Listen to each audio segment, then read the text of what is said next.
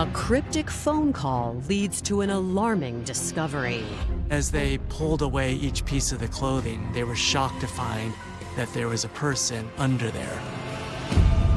The suspected killer comes forward, but the case is far from over. This wasn't a whodunit. It was a question of why she did it and whether or not it was justified. She said she was trying to protect herself and her children from this madman. He was 6'7" and 230 pounds. His body was a weapon. But no one that knows him believes her claims. No one. And as the investigation unfolds, the evidence suggests nothing is quite what it seems. If he passed away in the morning and we didn't get a call till 11 o'clock at night, what was going on during all of those hours? If she's lying about that, what else is she lying about?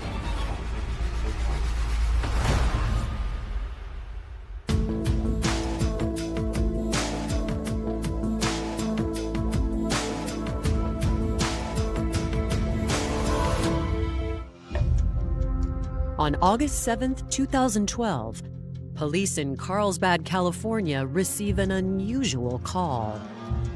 The on-duty watch commander for the Carlsbad Police Department received a call on a back line that's not recorded. That's very rare. And that has to have somebody who knows the number to that watch commander. Despite the special circumstances, what the caller appears to be requesting is a simple welfare check for a resident named Jason Harper.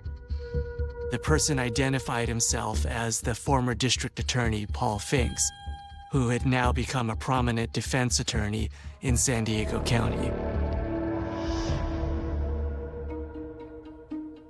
The Carlsbad Police Department responded immediately, and they were there in the neighborhood within a few minutes. The lights in the home are off, and no one answers the door. They noticed that the doors were locked and there was no sign of forced entry. The officers did check around the perimeter. They did find a door that was open, and they entered the home to do the check. It was very cluttered, but it appeared to be just a normal home with nothing out of the ordinary. Not find anybody on the first floor. They go to the second story and check all of the bedrooms, bathrooms, etc. As they entered that primary bedroom of the home, they were immediately confronted with many objects, almost to the point of a hoarder. Numerous items of clothing and bags on the floor. It was hard to navigate around. It was just piled up on the floor like it was junk. And as they pulled away each piece of the clothing, they were shocked to find that there was a person under there. He was noticeably deceased. He did not have a pulse. We were able to, based on his height, his weight, and what he looked like, determined it was Mr. Harper. He was laying face down. There was what appeared to be a bullet hole in Jason Harper's back on the side, and that blood had been coming out onto his shirt. Officers secure the crime scene and homicide detectives arrive. There was no weapons found near the body, but they went in the closet and they did find a loaded shotgun. But it was clear based on the entry wound that this was not a shotgun blast. Obviously, the fact that it was in a state of disarray and it looked like a hoarder's den made it particularly difficult for law enforcement to sort and go through the entirety of evidence. As we looked through the bedroom, we found multiple bottles of prescription drugs. Many of them were empty and in bags. Most of them were prescribed to Julie Harper. Based on the name, investigators assume Julie Harper is Jason's wife. The police officers looked at the family pictures all over the house, and they were able to see the identity of the family that was living there. We learned that they had 3 children. The officers wondered where the other members of the family were. Where are the children, and where is the wife? Not knowing what happened or transpired, our biggest concern were the safety of the children and Julie. And we were trying to find out ways to figure out where they were. The best way for us to do that is to interview family members and friends that knew Jason, to get an understanding of who the person was, to help us tell the story of what occurred.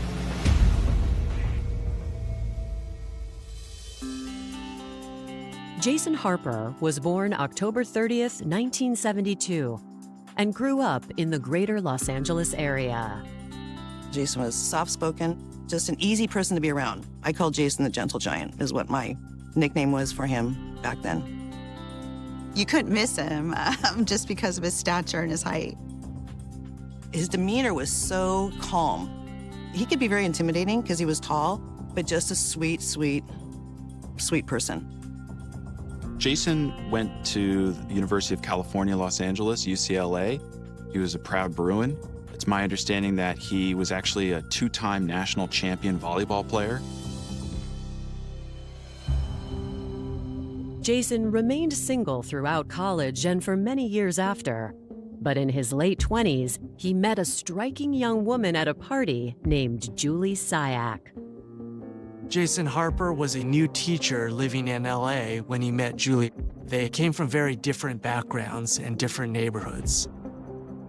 I know she came from money. Her father is a successful businessman. Julie, I believe, studied at Harvard at some point. I think she also went to the University of Southern California, USC. They were immediately smitten with each other, and Jason proposed around 6 months after they met. Julie and Jason got married, they moved to Carlsbad, and they ended up having 3 children together in this neighborhood. Julie really thrived in being a stay-at-home mom and made her happy. My fondest memory of Julie is just hanging out and doing wines with the moms at someone's house in the neighborhood. Just having the camaraderie of women, really, and just laughing and cracking jokes and enjoying some vino and doing our thing. Also, Jason was a really good neighbor. There was an instance when our family was out of town and we got a text that our sprinkler had blown, and Jason, he immediately just took care of that. No second thoughts about that. He was a well-liked teacher at Carlsbad High. He was a high school volleyball coach, and he was a math teacher there as well. He never yelled, he never put them down. He was just soft-spoken, he was even-keeled. Jason was just an easy person to be around. Julie and Jason seemed like a really nice couple. They had these lovely kids, they had the supportive families. It is the American dream. I know that's cliche, but they had what most people want. They fit right in. They belonged where they were.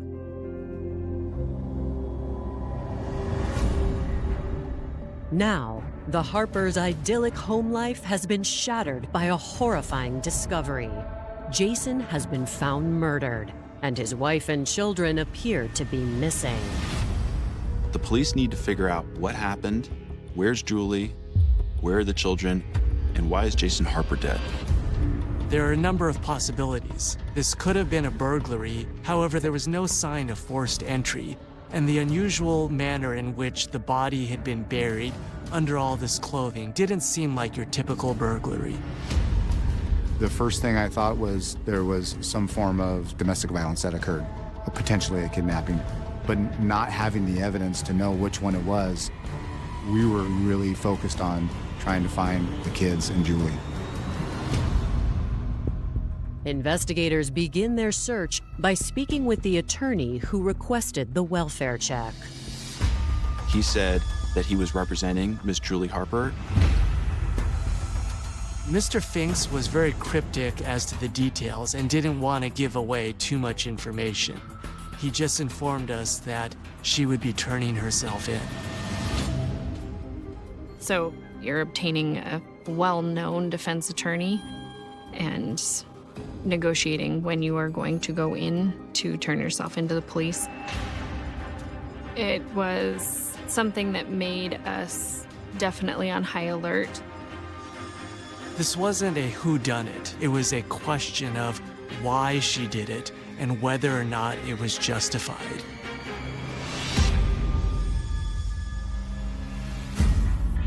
Coming up, Julie's attorney goes public. The defense attorney was already out painting a picture of a woman who was abused. But in search of the truth, detectives turn to their only witnesses. You feel sad? Does anybody ever get hurt? One time. The kids hear yelling from the master bedroom, and then they hear a loud thud.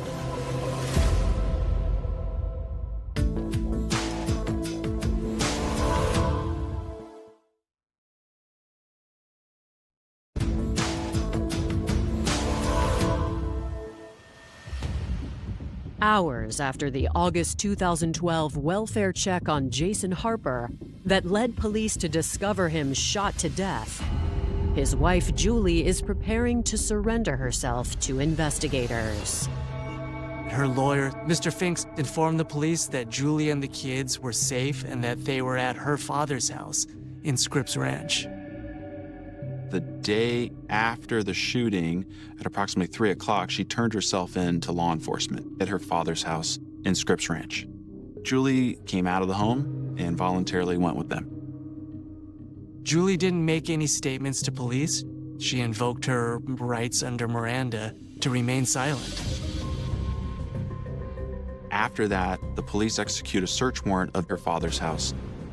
They didn't notice anything of importance or evidentiary value. Neither Julie nor her attorney offer any details to explain the shooting.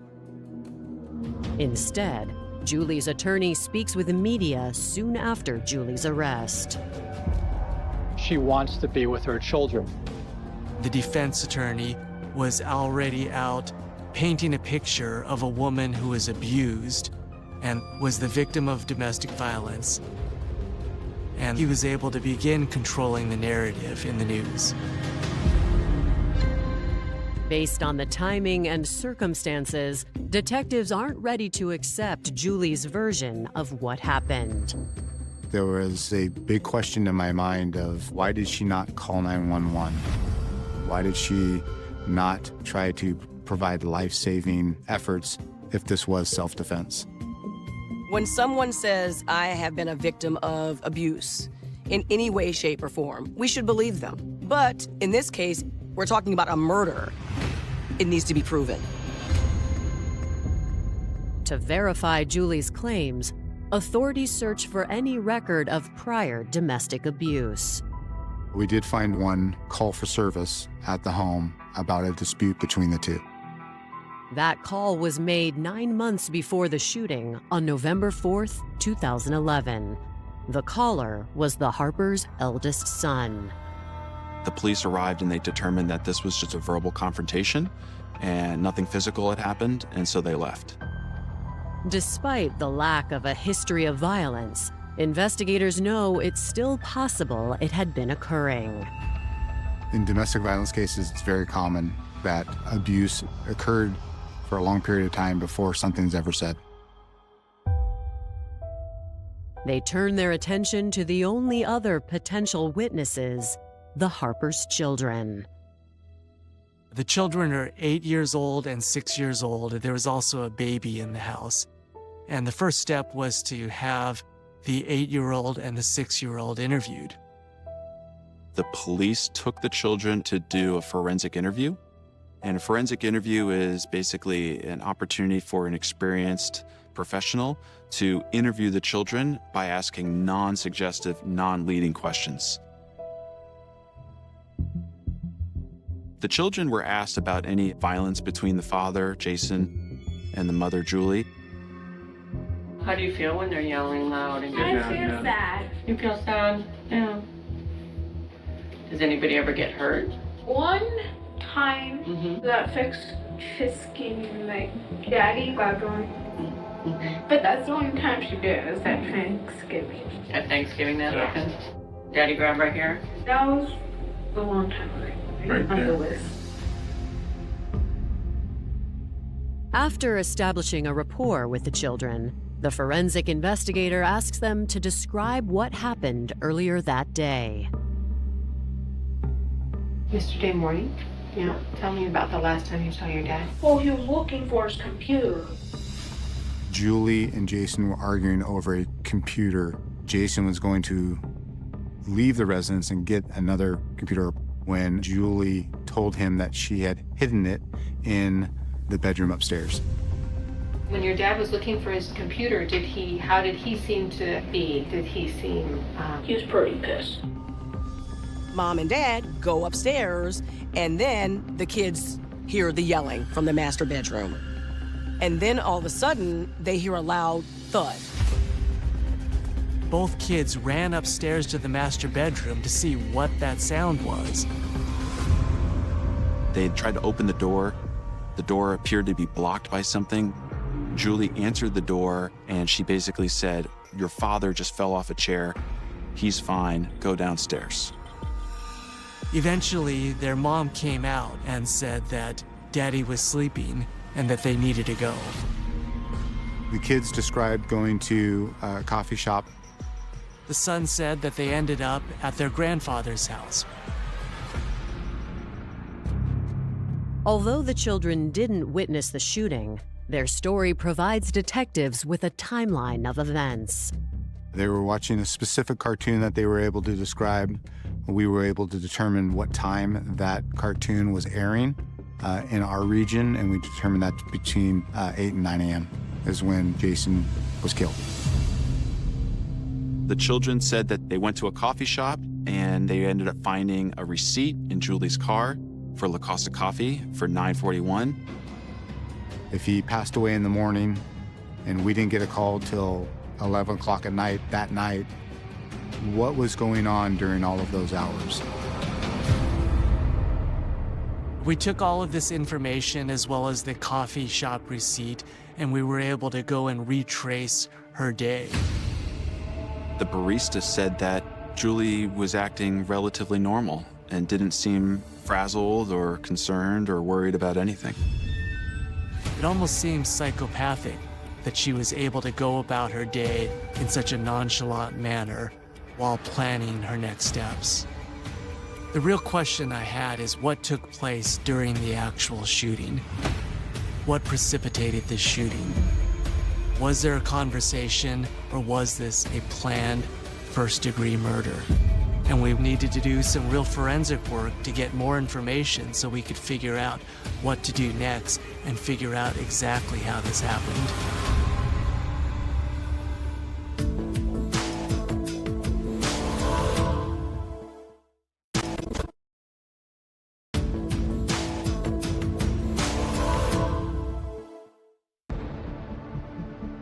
California authorities have arrested Julie Harper for the shooting death of her husband, Jason Harper.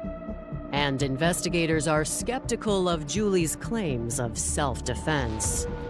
When they first processed Julie, I remember looking through all those photographs, and there isn't a single speck of a bruise or a scratch or any sort of mark to indicate that Julie had just recently been in some sort of a physical confrontation at all. Detectives hope an autopsy will provide more definitive answers. There was a .38 caliber bullet that was recovered from Jason's body.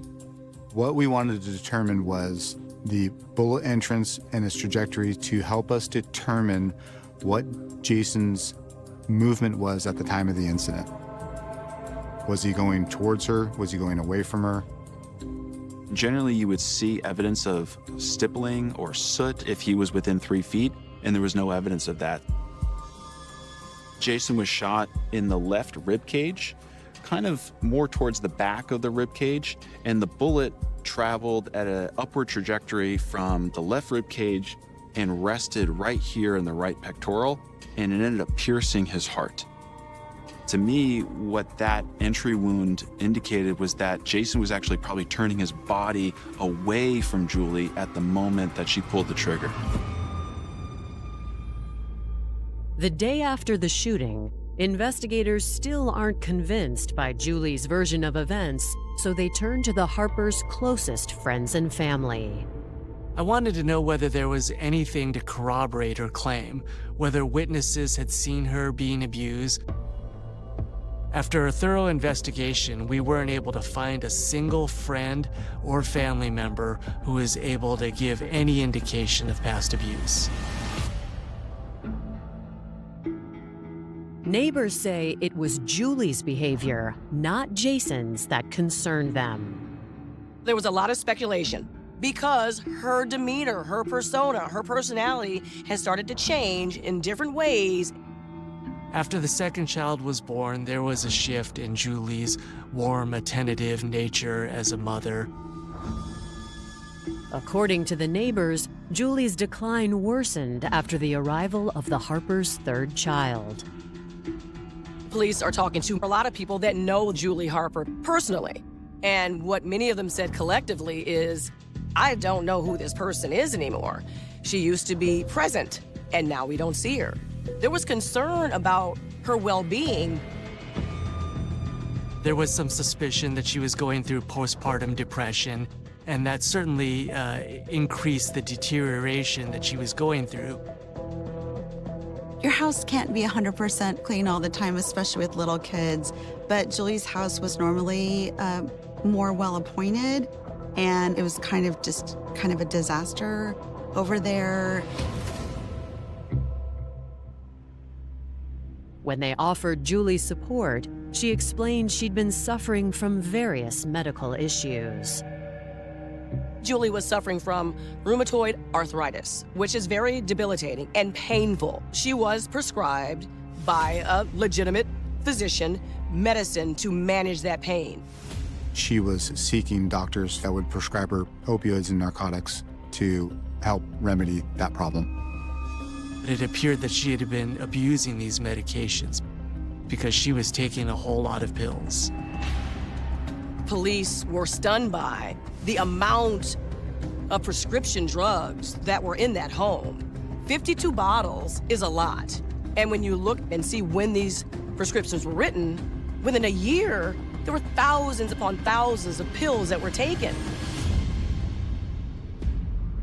Between September 2011 and August 2012, Julie's drug dependence deepened and began to take a toll on her marriage. Some of the themes that we were getting from the friends and family is that it was clear that this relationship was kind of at the end of its rope.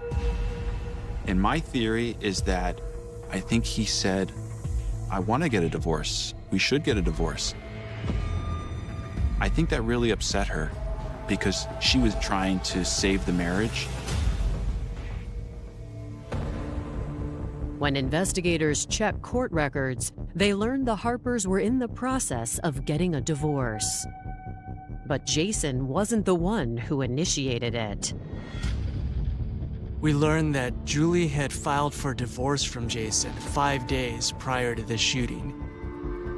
She listed that there had been verbal abuse. We think she wanted to be the first to kind of set the tone about what was going on in the relationship. I do think she wanted to have custody of the kids, and so that's why she initiated the divorce herself. She's a clever, savvy person, and she's always thinking about the next step. Coming up, a second search warrant uncovers a damning piece of evidence. This appeared to me to be a getaway bag. And Julie finally breaks her silence. He was coming towards me with his arms raised, and he said, I'm gonna kill you, you.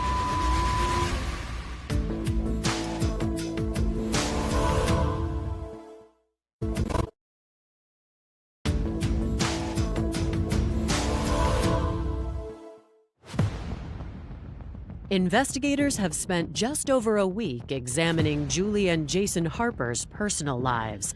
And while evidence of domestic violence is thin, they have found a motive for murder. The divorce filing, it really just set the stage for her state of mind on the morning of the shooting. She files for divorce and cites abuse. And she cites, I don't feel safe, he's abusing me, I'm afraid. Those are things she wanted to make sure were on record before she did this. And when detectives speak with Jason's mother, they discover Julie's escape plan didn't end with a divorce. Jason's mother, Lina, saw Jason the night before, and they conversed about Jason seeing what he believed was fraud on his credit cards. Julie wrote 2 $4,500 checks against Jason's credit cards and cashed those. Bank records confirm Julie cashed the checks 1 week before the shooting. Julie was able to withdraw the cash by forging Jason's signature. We were able to get bank video of her going into the bank, and the signature didn't match Jason's signature. This was a possible sign that she had been planning the killing. We believed it was related to her premeditation and deliberation. We also wondered whether he had confronted her about the divorce filing and the money that was stolen on the morning of the shooting.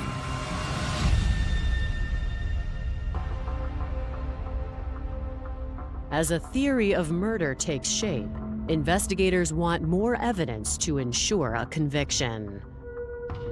We felt like we missed something in her dad's home, and we wanted to have an opportunity to search it again to gather more evidence. Police did a search warrant on August 16th, about 9 days after the shooting. I would say a dozen detectives and myself went out to really thoroughly search the residence.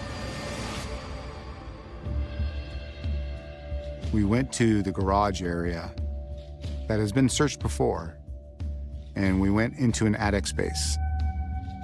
While I was photographing the attic, I noticed that there was right as you get to the top, there was a blue JanSport backpack. I went back down the stairs and I was like, hey, detectives, make sure that you look at that backpack up there because it seems out of place. It appeared that it had been hidden there, and it was hidden for a reason. So the police opened it up. Inside that backpack was Jason's cell phone, Julie's cell phone, jewelry, Jason's last will and testament, some passports, and interestingly enough, a naked photo of Jason. He was laying on what appeared to be like a hotel bed in the nude. That in itself is bizarre and disturbing. I don't know why she would need that. There was also a .32 caliber pistol, and that belonged to Julie, that was registered in her name. The caliber is not a match for the weapon that killed Jason, but to detectives, the contents of the backpack are telling. This appeared to me to be a getaway bag. It's something that a killer would use in order to flee the jurisdiction. I think the purpose of having the passports is for her and the oldest 2 kids to get out of the country. I think the jewelry is pricey, so she need to sell it.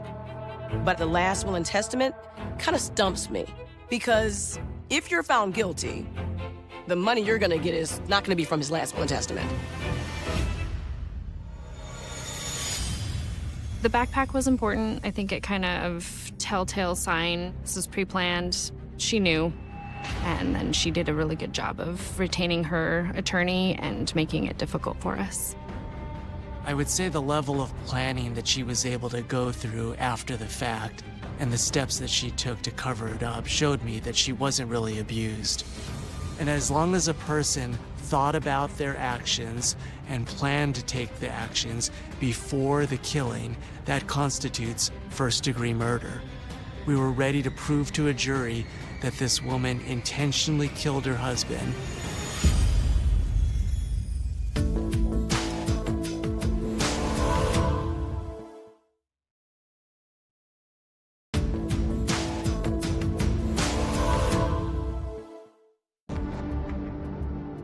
In September 2014, 2 years after Jason Harper was shot to death, his wife Julie Harper stands trial for premeditated murder. As expected, Julie claims self-defense. But her attorney surprises everyone by putting Julie on the stand. Most defendants choose not to take the witness stand, but this was not your typical defendant. She was extremely smart, and she was ready to tell her story. Julie claimed that Jason was loud, he was verbally abusive, and that she was scared of him. She said she was trying to protect herself and her children from this madman. As evidence, Julie provides video recordings of Jason's behavior. You, bitch! Carpool bitch. Figure it out. Can't help it if you're too dumb to do it. Too lazy. Seems like the bitch is the only word that you can use. That is darn right. That's what you are. He was 6'7" and 230 pounds and very athletic and very strong. His body was a weapon. It can paint the picture that he could be this kind of guy that could become unhinged. Once again, bull, I'm not paying for anything. I'm paying for the vacation. That's bull, I am. That isn't true. When we saw these videos in court, I knew that they didn't make Jason look good because he was being angry and he was yelling at Julie. But just because someone's angry and yelling at their spouse, there's a huge step from that to physically abusing them. And Julie swears under oath that Jason didn't stop with verbal abuse. She claimed that she was repeatedly raped by him every single day. I said, stop, stop. What are you doing? Stop. The defense enters Julie's personal journal as further evidence. The journal apparently was the evidence that would, according to Julie, corroborate her testimony that she was being raped by Jason.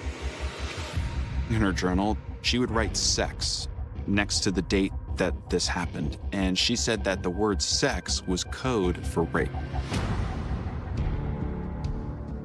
But aside from Julie's private journal, the defense cannot present any evidence to corroborate her claims. It's hard to refute if he's not here. But no one that knows Jason believes her claims. No one. Nobody had any indication that she was going to claim this until we went to trial.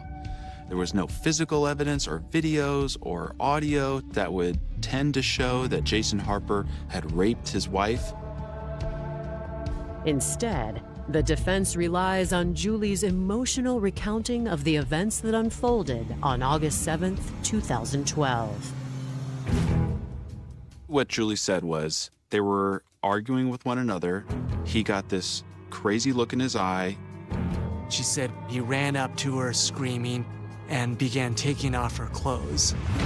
She believed she was going to be raped again. He was coming towards me with his arms raised, and he said, "I'm gonna kill you, you." That was the first time we had ever heard Julie Harper say anything about Jason Harper threatening to kill her. Knowing what I know of Jason and the gentle giant that he was, I don't believe he was ever like that. I grabbed my gun from under my pillow. I turned around. I told him, stop. Did he stop? No, I said, stay back. Felt my hand jerk and heard a loud noise. And he was still like coming forward at me. And then all of a sudden, he froze completely. And then he fell with a thud on the ground. She claims she could tell within seconds that he was gone. The biggest surprise during her testimony was what she had done with the gun. She claims that she buried it in somebody's yard or something like that to preserve it for evidence, but it's our belief that she disposed of it because it showed her guilt. To prosecutors, the story is an obvious fabrication. As good as she was at testifying, I knew that her story was simply contradicted by the physical forensic evidence from the autopsy. What she basically said was that he was approaching her and he did not turn away, and that at the moment that she pulled the trigger, he was standing directly in front of her. And so the physical evidence directly disputed what she said actually happened. The medical examiner determined there was a single gunshot wound to Jason Harper's back on the side near his rib cage. The bullet entered from behind and traveled to the front. After closing arguments, the jury retires to deliberate. The jury, after hearing the evidence, determined that we did not prove the case beyond a reasonable doubt as it relates to first-degree murder and elected to acquit Julie. The jury was hung 9-3 for not guilty on second-degree murder, and so the court declared a mistrial. I was shocked and disappointed at the outcome, and the prospect of having to do this trial all over again was a daunting one. A trial date is set for the following year, and Julie is released on bond. After the first trial, she just wanted to come back in like life is normal. So she was going to concerts when she was out living in the house that she murdered her husband in, having a good time. The kids were, I believe, under the care and custody of Jason's parents. As we approached that second trial date, Julie informed the judge that she needed to delay the trial again. We learned that Julie had intentionally become pregnant through an artificial insemination. I absolutely think it was a tactic to try to be found not guilty by either being pregnant during trial and or having a baby right before going to trial.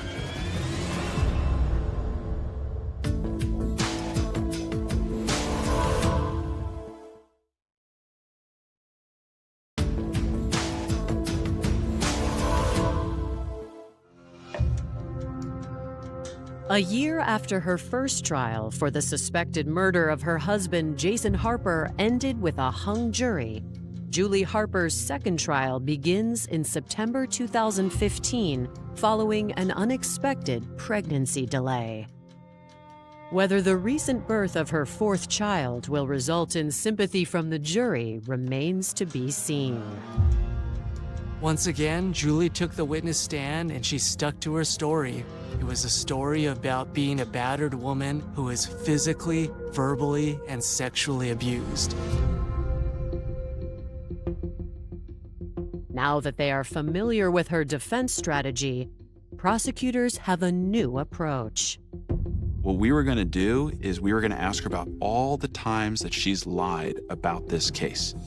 And there was literally hundreds of questions.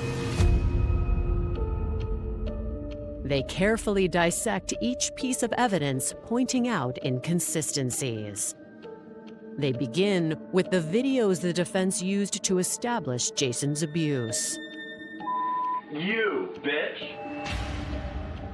It was clear that obviously Jason was frustrated, but what was also clear to me is that Jason wasn't doing anything physically violent.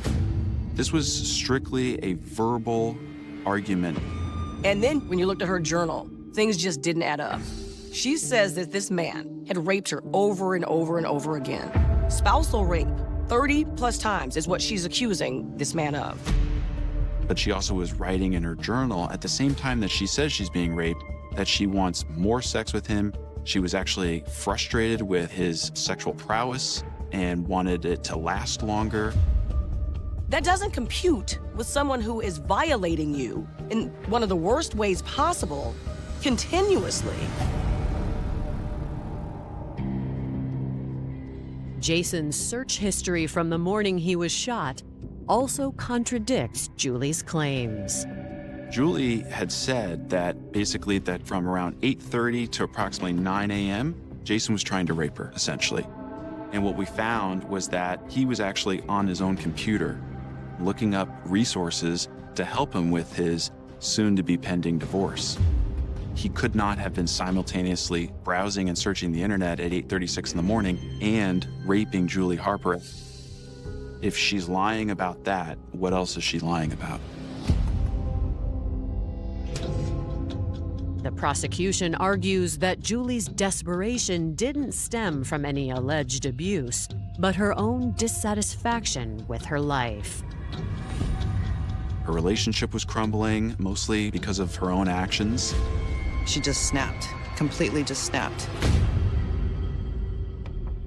This time, the jury is less sympathetic to Julie's claims. Julie was ultimately convicted of second-degree murder and using a firearm in the commission of that murder. She is sentenced to 40 years to life. 15 was for the murder, and 25 was for the gun charge. I mean, normal people don't go around killing their husbands or spouses and go have coffee or whatever. I do believe that Julie got exactly what she deserved. That's a long time. That's a long time.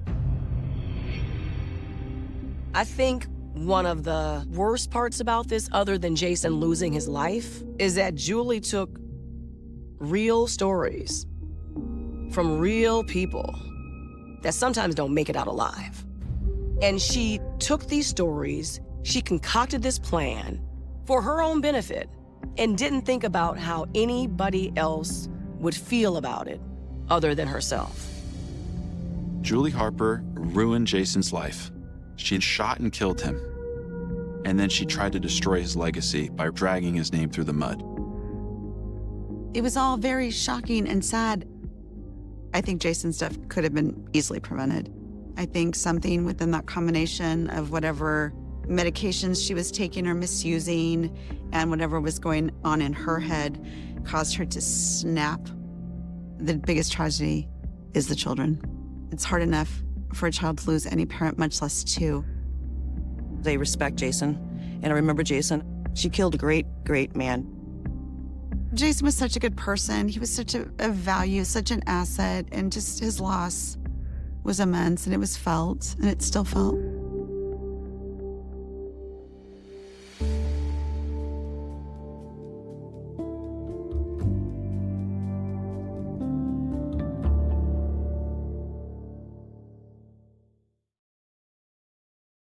Human beings are peculiar, fragile creatures.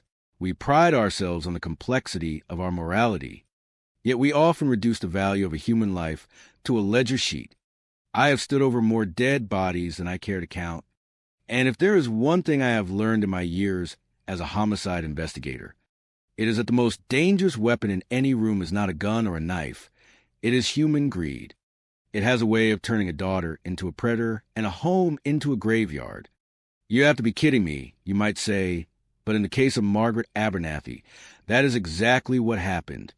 It is a tragedy that cut deeper than any blade. Let us walk through this piece by piece, because the devil is always in the details.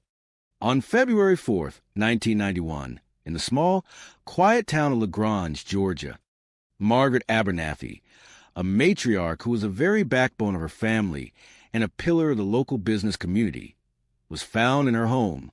Her daughter, Priscilla Matula, was the one who called 911, claiming she found her mother bleeding and unresponsive on the bathroom floor. When we arrived, the house was a scene of chaos, but to a seasoned investigator, chaos often speaks a very specific language.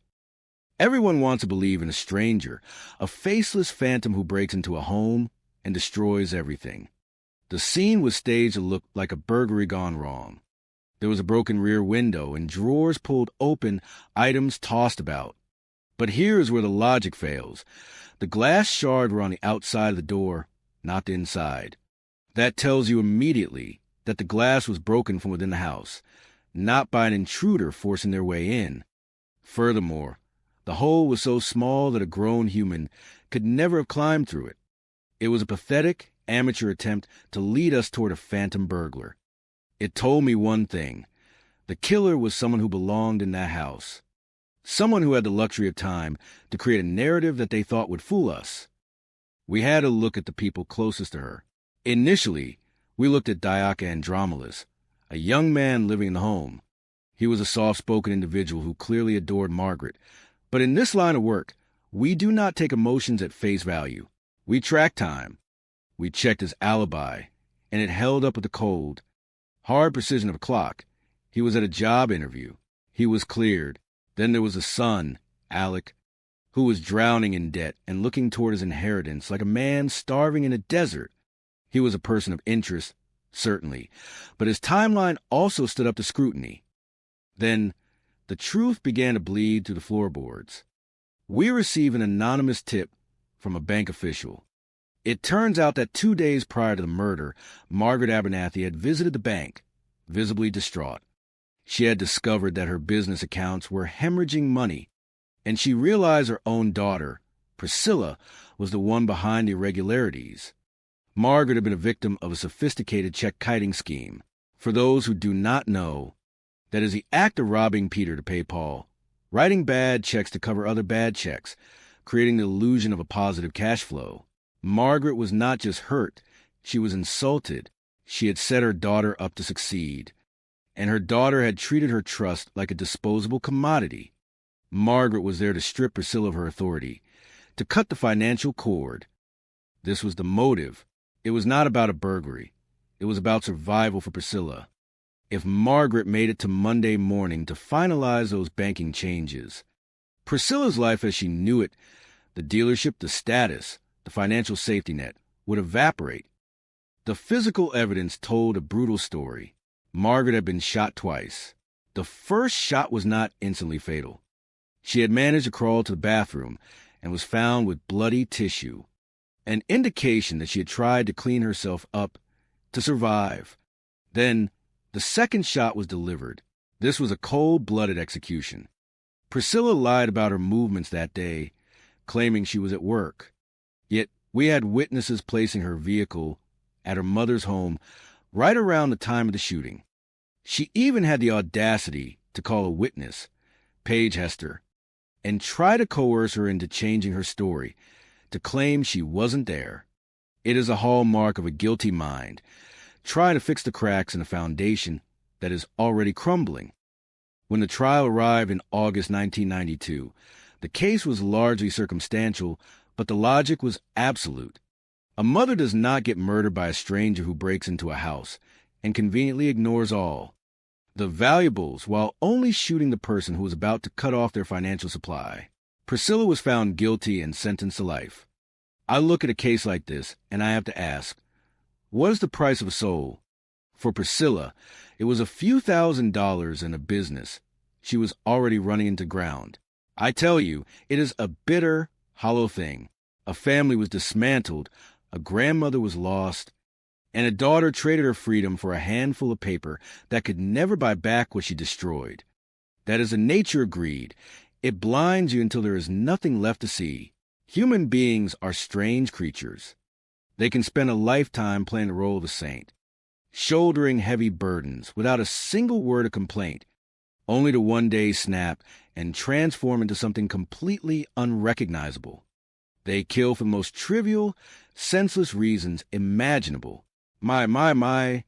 You look at the case of the Burns sisters in St. Petersburg, and you see a Greek tragedy built on good intentions, only to end in a crumbling, decaying nightmare.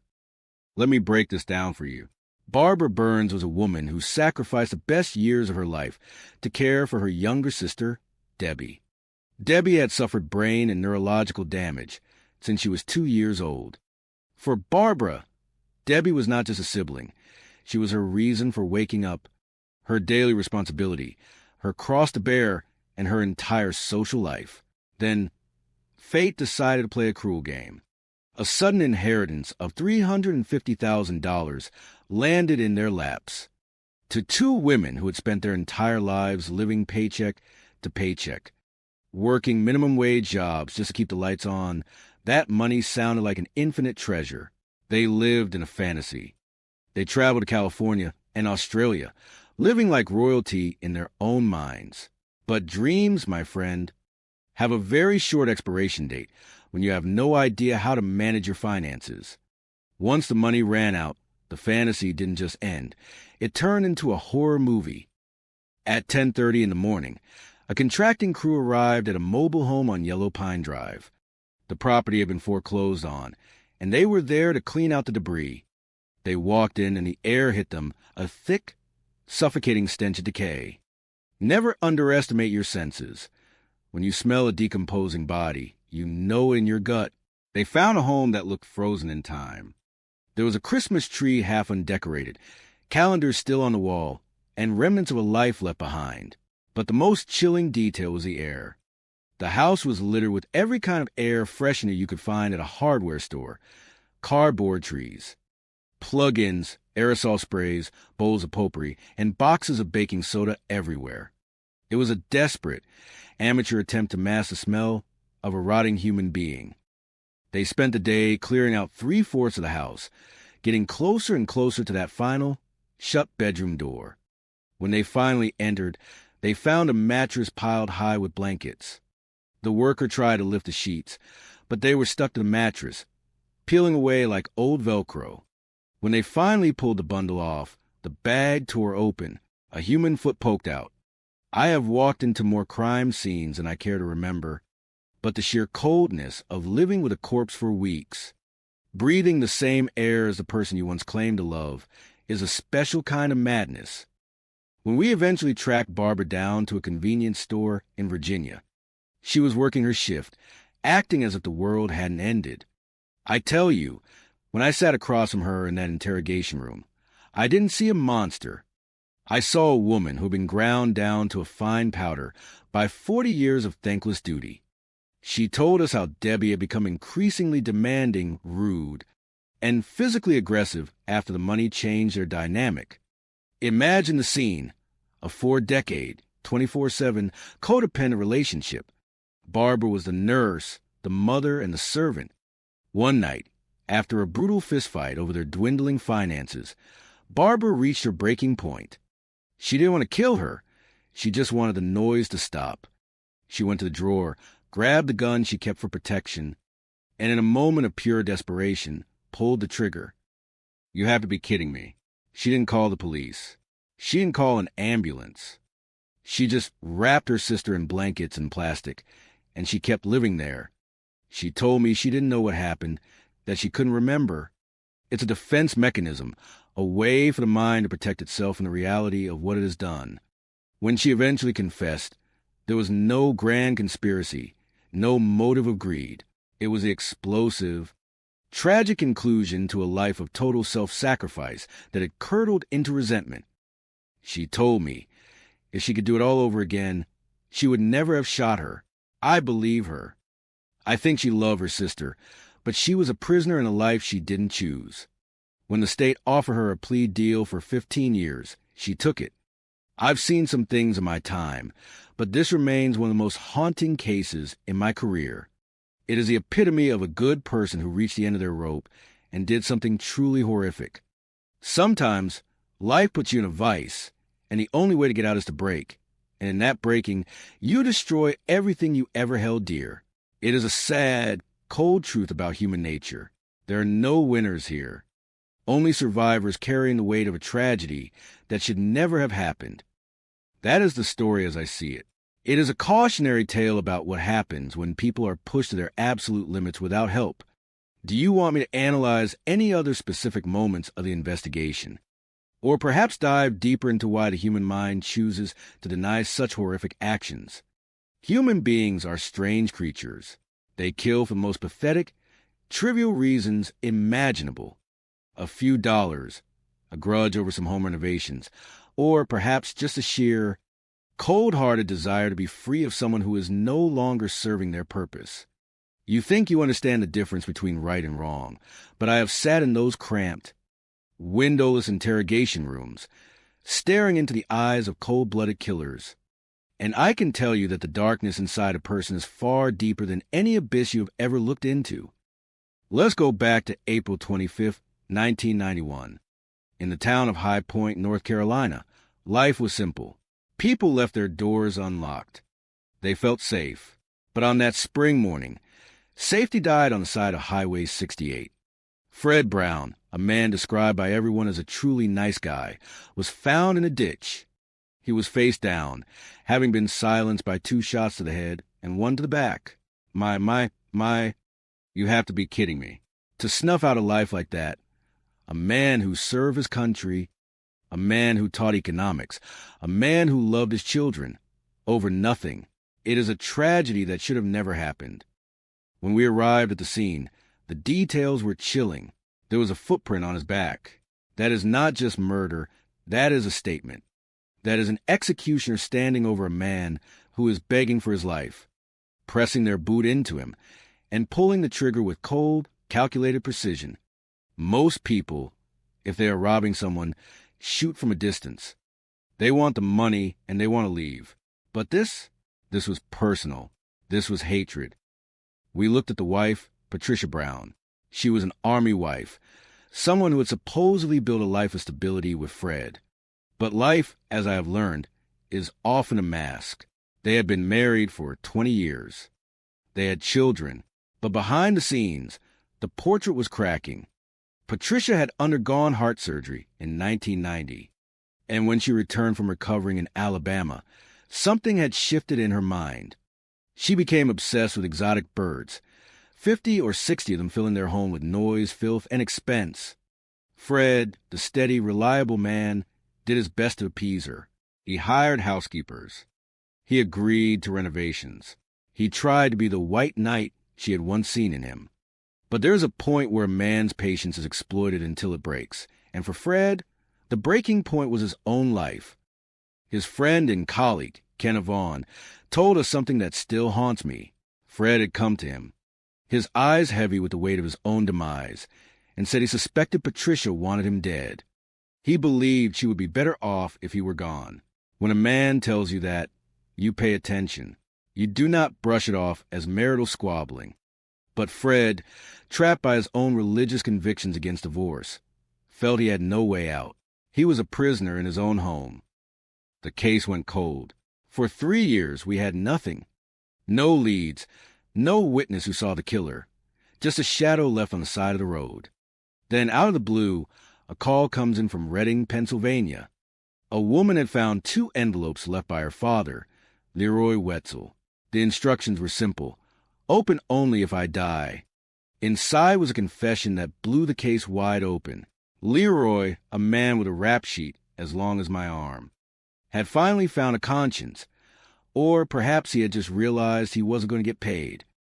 Leroy was a man who stood 5 feet 3 inches tall, covered in tattoos. A man they called Short Circuit because of his volatile temper. He was the ex-husband of Patricia's sister, Sheila. And the story he told was a sickening tale of greed. Patricia had reached out to her sister, asking for someone to take care of her husband. She offered $30,000, money she expected to collect from a $250,000 life insurance policy. She had turned her own family into a syndicate of death. On that night in April, Leroy drove up to High Point. He brought a .22 caliber pistol. He called the Brown house and lured Fred out by pretending his car had broken down. Fred, being the kind soul he was, went out to help. He opened the hood of Leroy's car. He didn't see the gun. He didn't see the end coming. When Leroy pulled that weapon, he told Fred, "My wife wants you dead." Fred didn't fight. He ran. He turned and ran for his life, and Leroy shot him down like a dog in the street. When we finally arrested the sisters, Patricia didn't act surprised. She acted like she had been expecting us. She was found guilty of first-degree murder and sentenced to life in prison, where she died not long after. A pathetic end for a woman who thought she could trade a human life for a better lifestyle. You see, the motive was never about love or passion. It was about birds. It was about home renovations. It was about a debt that could only be settled with blood. It is a stark reminder that the people we sleep next to, the people we share our breakfast with, are capable of things that turn your blood to ice. Fred Brown was a good, decent man. He didn't deserve to be a statistic in a police file. He deserved a long life. But he fell prey to the one thing that ruins more lives than anything else: the bottomless, insatiable hunger of greed. I tell you, It never ceases to amaze me what a person will do when they think they can get away with it. But in the end, the truth has a way of coming out, no matter how many years you try to bury it in the dirt. Is there a specific aspect of the investigation or the psychological profile of Patricia Brown that you would like me to delve into further? Or shall we reflect on the nature of how greed can poison the closest of human bonds? More of a wallflower, content to stay in the background. Despite their stark differences, Steve was absolutely certain she was the one. They were incredibly affectionate, always walking arm in arm.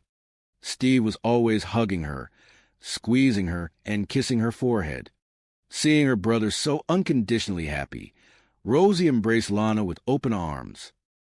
It was not long before Steve persuaded Lana to move in with him in Charlotte. They soon added to their growing family by adopting dogs. Their first was an Italian greyhound named Guinness. They fell in love with the breed and soon brought home another named Sadie. With Lana, Steve felt he had finally found his missing piece. He affectionately referred to her as his Lana Sue. He could never hide the immense love he held for her. His family felt that Steve had finally found a profound sense of peace and groundedness. The man who had moved to North Carolina for a change of scenery had found a completely new future. Chapter 3. The House on the Lake. The love story that had blossomed in North Carolina reached a beautiful milestone in November 2013. Family and friends traveled from all over the country to attend Steve and Lana's wedding at their home in Charlotte. It was a lovely, heartwarming event. The love between the bride and groom was beaming, illuminating the faces of everyone in attendance. Steve made sure the day was deeply special for everyone. Soon after tying the knot, the couple decided to relocate to their forever home. They moved just over the border into South Carolina, settling in a breathtaking ocean blue house on the tranquil banks of Lake Wylie. It looked like a picture plucked straight from a postcard. The gorgeous property allowed the couple to fully indulge in their shared love of nature. They spent their days refurbishing the home, decorating the spacious rooms with Steve's prized collection of artworks and antiques. Objects held deep personal meaning for Steve, and he was immensely proud of the unique pieces he had gathered throughout his life. The move to South Carolina also brought them closer to Steve's extended family. His nephew, Nick French, who had married into the family in 2010, lived nearby. Nick and his wife frequently spent time with Steve and Lana, joining them for dinners, concerts, and special holiday events. Furthermore, the new house was only a 30-minute drive from Lana's son and her twin granddaughters. Steve never missed an opportunity to babysit. He had a magical way with children, largely because he was a child at heart himself. He was the kind of man who would get down on the floor and play endless games. The house was constantly filled with laughter.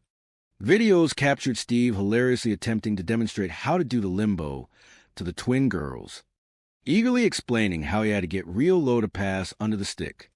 Lana would watch, thoroughly tickled by his antics, even as the twins seemed more interested in eating their ice cream.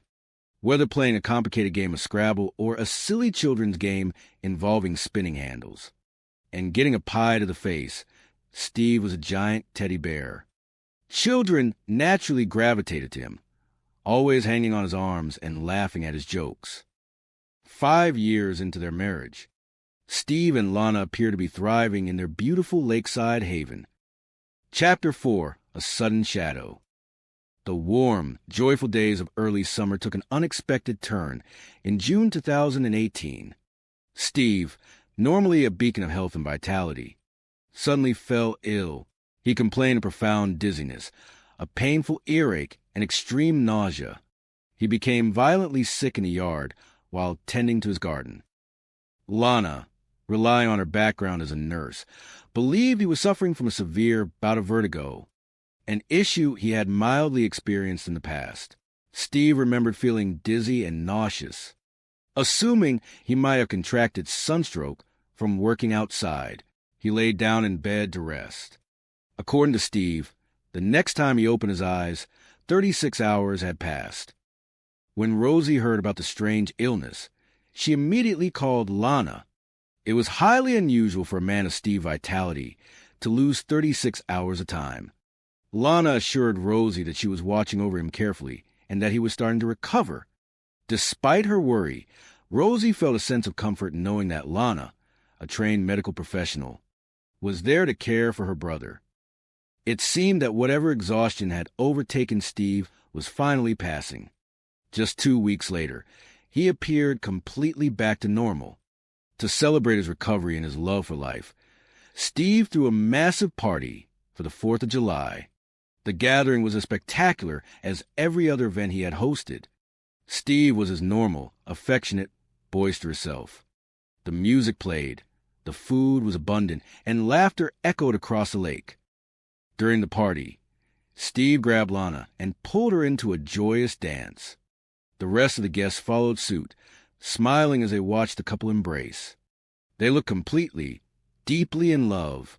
Things were good at the Clayton home, and no one present that day had any reason to doubt that Steve and Lana were destined for a long, happy life together. Chapter 5, The Unimaginable Loss. On July 21st, 2018, a call was placed at the York County 911 dispatch. Police units were immediately dispatched to the magnificent Blue House on Lake Wylie. When Sergeant Day arrived on the scene, his body camera recorded the solemn and heartbreaking reality. Just inside the front door, at the bottom of the grand staircase, lay Steve Clayton. He had passed away. In the adjoining room, Lana was distraught, speaking in hushed, tearful tones.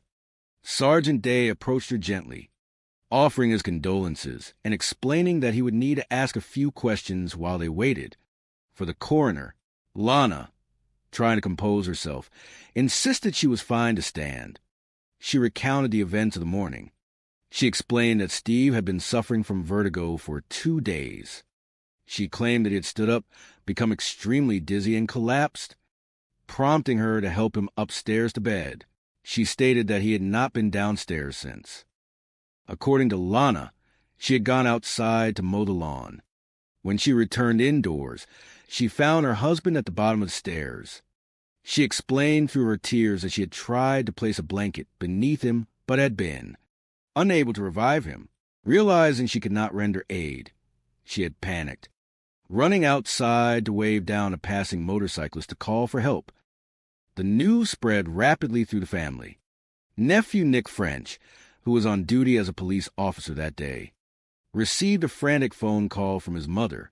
The disbelief hit him like a physical blow. He rushed to the house, his mind racing with unanswerable questions. Rosie, living 700 miles away, received a devastating call from Nick. She could not comprehend how her hero, her vibrant big brother, could simply be gone. Nick and his family rallied around Lana, their hearts breaking for the widow who had just lost her husband. Lana continuously expressed her fear that Steve's vertigo had caused him to fall down the stairs. Sergeant Day, following standard procedure, inspected the home for any signs of a struggle. The house was expansive, a beautiful labyrinth of rooms, but everything appeared perfectly in order. There were no signs of forced entry, no signs of an altercation. When he checked the staircase, he noted the direction of the carpet fibers, deducing that Steve had likely walked down the stairs rather than fallen, eventually collapsing at the bottom.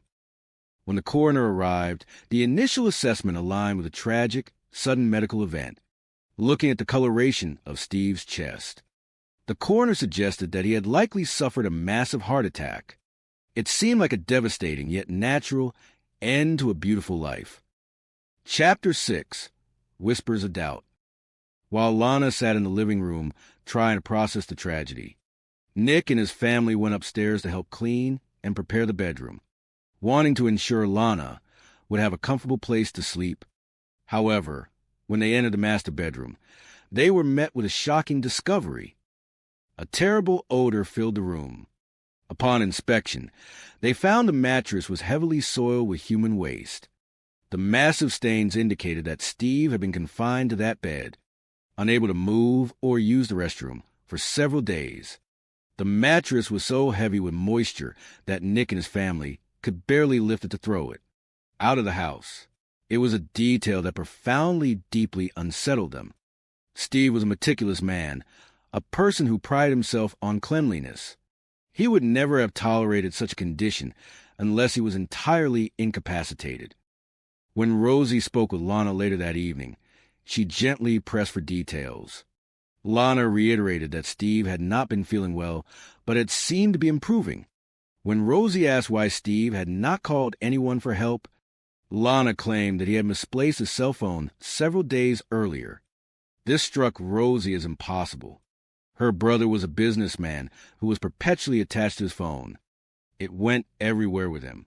A cold seed of dread began to take root in Rosie's heart. The inconsistencies only grew. Steve had often discussed his final wishes with Rosie, specifically his desire to be buried in a beautiful cemetery in Fort Lauderdale. Yet, when Rosie inquired about the arrangements, Lana swiftly announced that Steve had no will and that she had already scheduled his cremation. The family was absolutely astounded. Steve was an accountant by trade, a man who built a national business, and was incredibly meticulous with his finances. The idea that he had never drafted a will defied all logic. On August 4th, 2018, a memorial service was held at the lakefront home. It was a highly emotional gathering. Everyone present felt a deep, enduring connection to Steve. Speeches were given, tears were shed, and friends tried to celebrate a life well-lived despite the overwhelming sorrow in the room. However, behind the scenes, the family's suspicions were mounting. They discovered that Lana had already cleared out Steve's belongings. His closet was filled with empty hangers. All his clothes had been abruptly donated to the Veterans Affairs Hospital.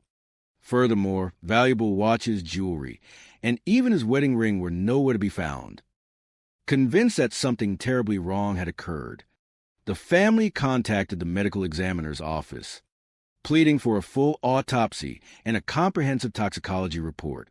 The authorities agreed, and Detective Motes of the York County Sheriff's Office was notified to look deeper into the sudden passing of Steve Clayton. Chapter 7, The Unthinkable Truth. The initial autopsy results mirrored the coroner's on-site assessment.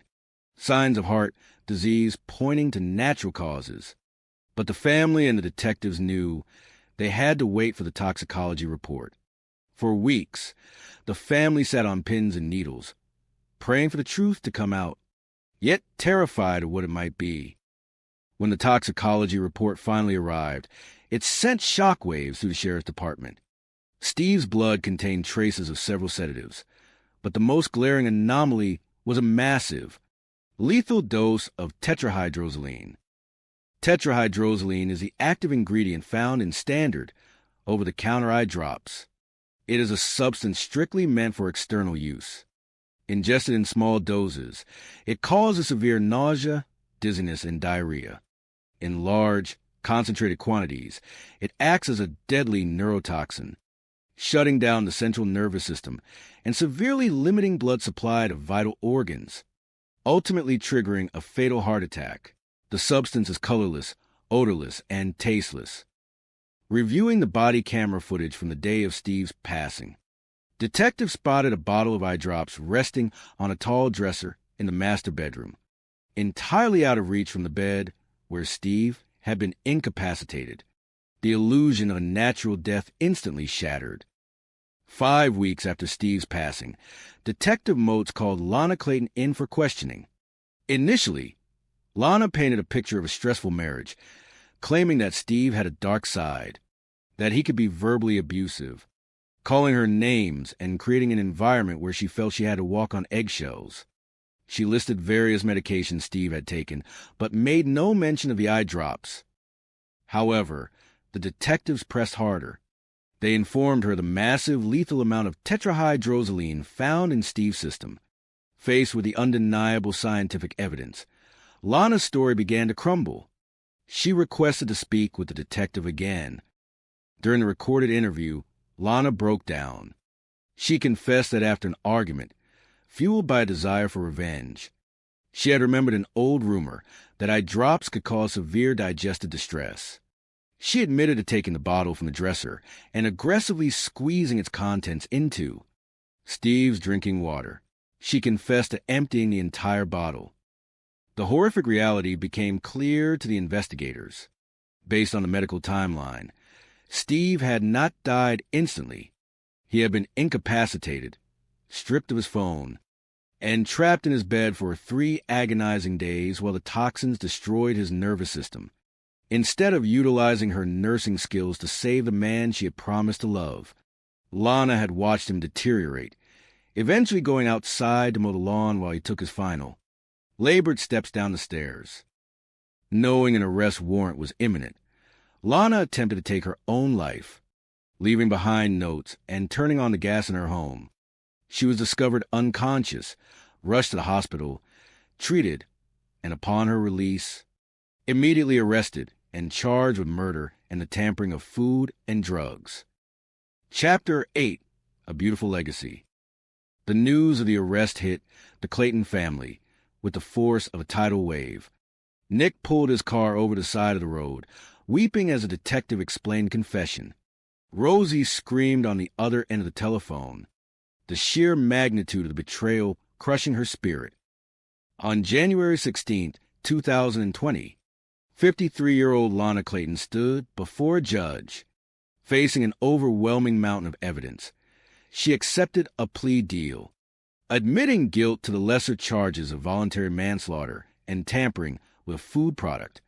She maintained her claim that she had never intended to kill Steve, only to make him suffer, a defense the prosecution and the family fiercely rejected.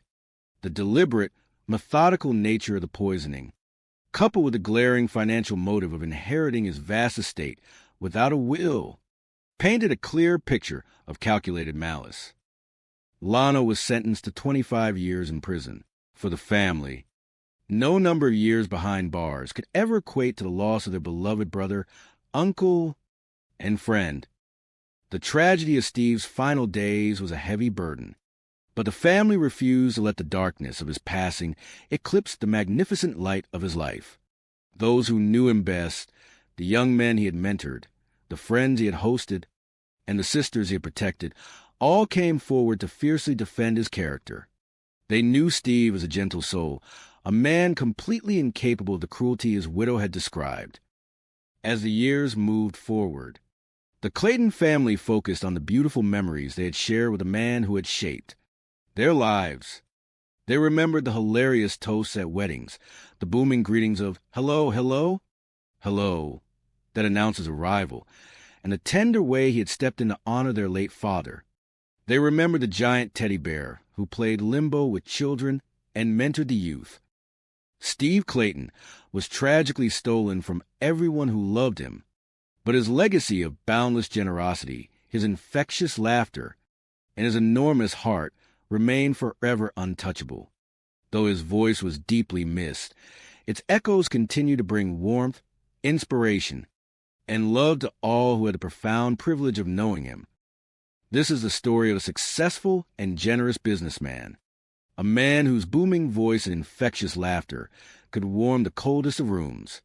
He was a man who lived a life so vibrant that his memory would forever outshine the tragic shadow that eventually fell upon him. The air was thick with the sweet scent of spring flowers on March 10, 2007, in Miami, Florida.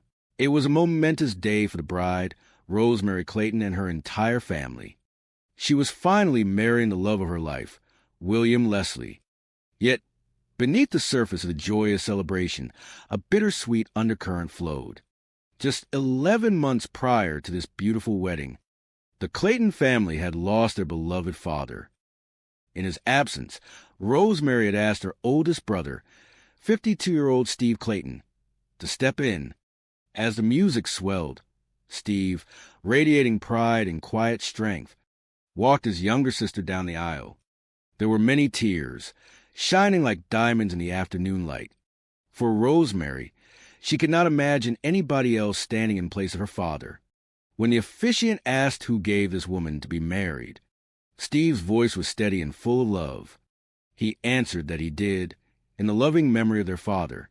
It was a deeply sentimental moment, gathering for something so profoundly special where their father was physically absent, yet spiritually felt through Steve's comforting presence. With their father having passed away, Steve naturally assumed the role of the head of the family. Although he had never had children of his own, he had always been a father figure to his siblings. The age difference had cemented this dynamic early on. When their father and mother were first married, Steve was merely 2 or 3 years old. He grew up alongside 4 sisters, with Rosemary being the youngest, because he was 10 years older than her. There was truly never a moment in Rosemary's life when Steve was not a central, guiding force. To Rosemary, Steve was not just a big brother. He was a hero. He represented everything a little girl would ever want in an older sibling. In high school, he had played football and wrestled, pursuits that made him seem entirely larger than life. He was a protector, a guide, and a source of endless amusement. As the wedding reception commenced, Steve's legendary good humor quickly made him the life and soul of the occasion. He was always the first person to stand up and offer a toast, no matter the setting.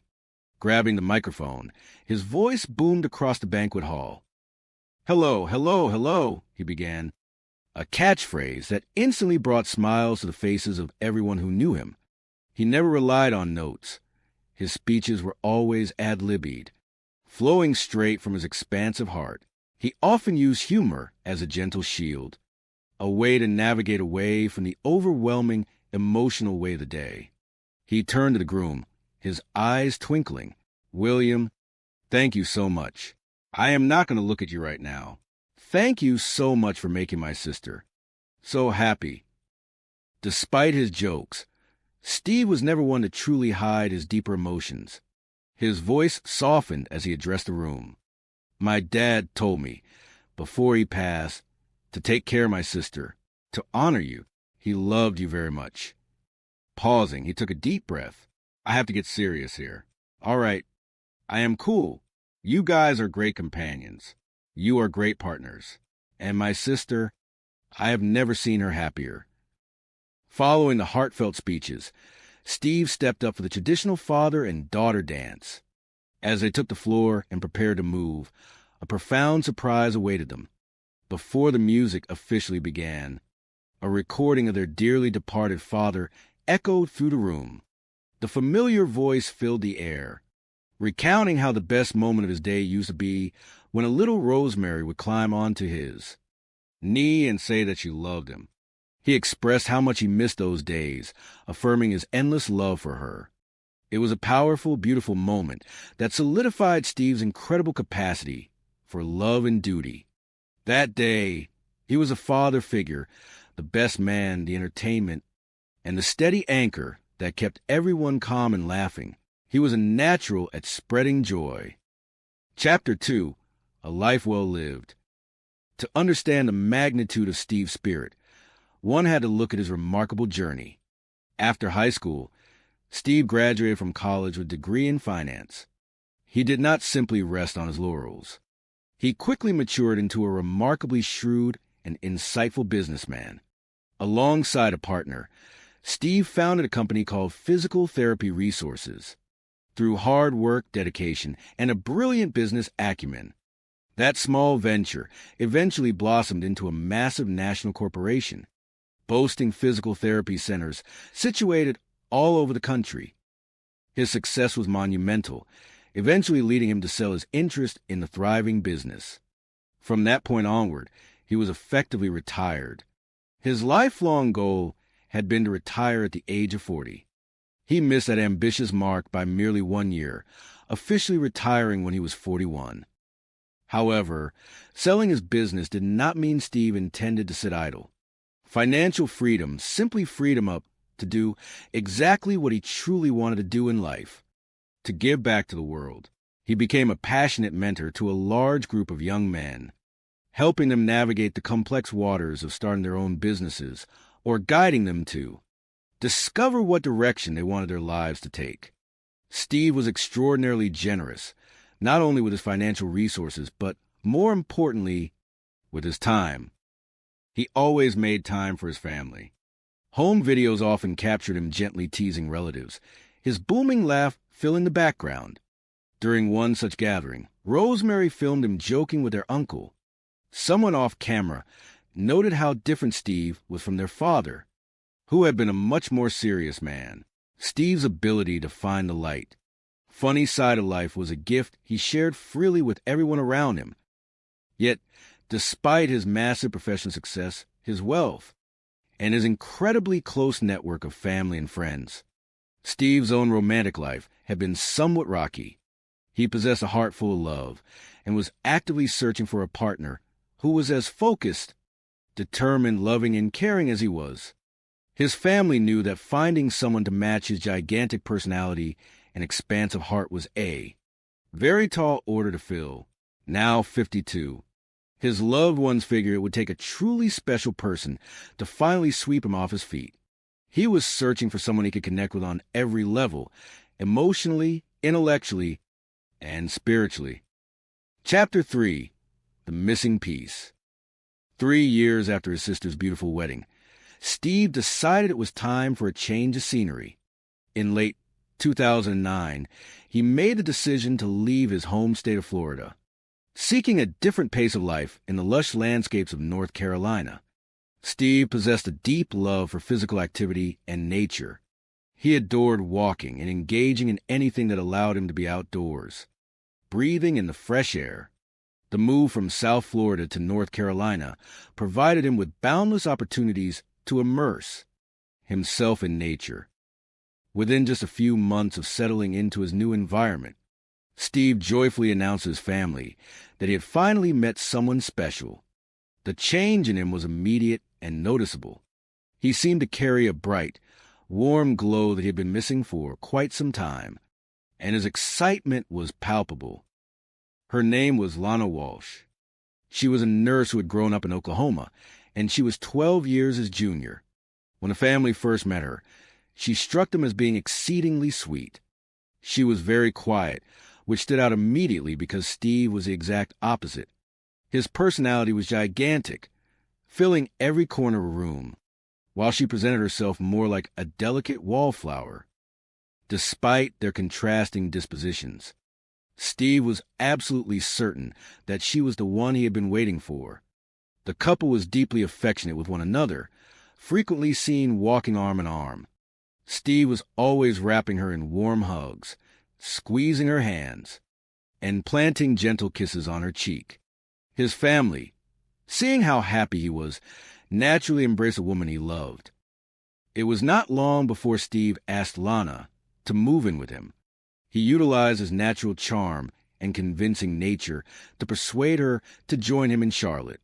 Together, they began to build a warm, inviting home, soon adding some joyful new additions to their expanding family. Their first pet together was an elegant Italian greyhound named Guinness. They fell completely in love with the breed and soon decided to bring home another, a sweet dog they named Sadie. With Lana by his side, Steve finally felt that he had found his missing piece. He always spoke highly of her, affectionately referring to her as his Lana Sue. He simply could not hide the deep, overwhelming feelings he harbored for her. He was profoundly in love. His family observed that Steve seemed to find himself wonderfully grounded with Lana, discovering a profound sense of peace that had previously eluded him. He had traveled to North Carolina for a change from his old life, and, in doing so, had found an entirely new, beautiful future. Chapter 4. The Lake House Years. When Steve had danced with his sister at her wedding, he had quietly dreamed of finding his own special someone. 6 years later, that dream became a beautiful reality. He was finally ready to marry the love of his life, the Veterans Affairs nurse, Lana Walsh. The wedding took place on a lovely day in November 2013. Family and friends traveled far and wide to North Carolina, eager to celebrate the joyous occasion. The intimate ceremony was hosted at their beautiful house in Charlotte. It was a stunning event, defined by an overwhelming sense of love that seemed to beam radiantly from both the bride and the groom. Shortly after tying the knot, the newlyweds decided to relocate once more, this time moving into what they envisioned as their forever home. They found a breathtaking property just over the border in South Carolina, nestled serenely on the banks of Lake Wylie. The residence was something straight out of a beautiful postcard, a gorgeous ocean blue home sitting on a magnificent piece of lakefront property. The couple enthusiastically set about refurbishing their new sanctuary, decorating the interior with Steve's cherished collection of artworks and antiques. Steve was the kind of person who attached deep personal meaning to objects.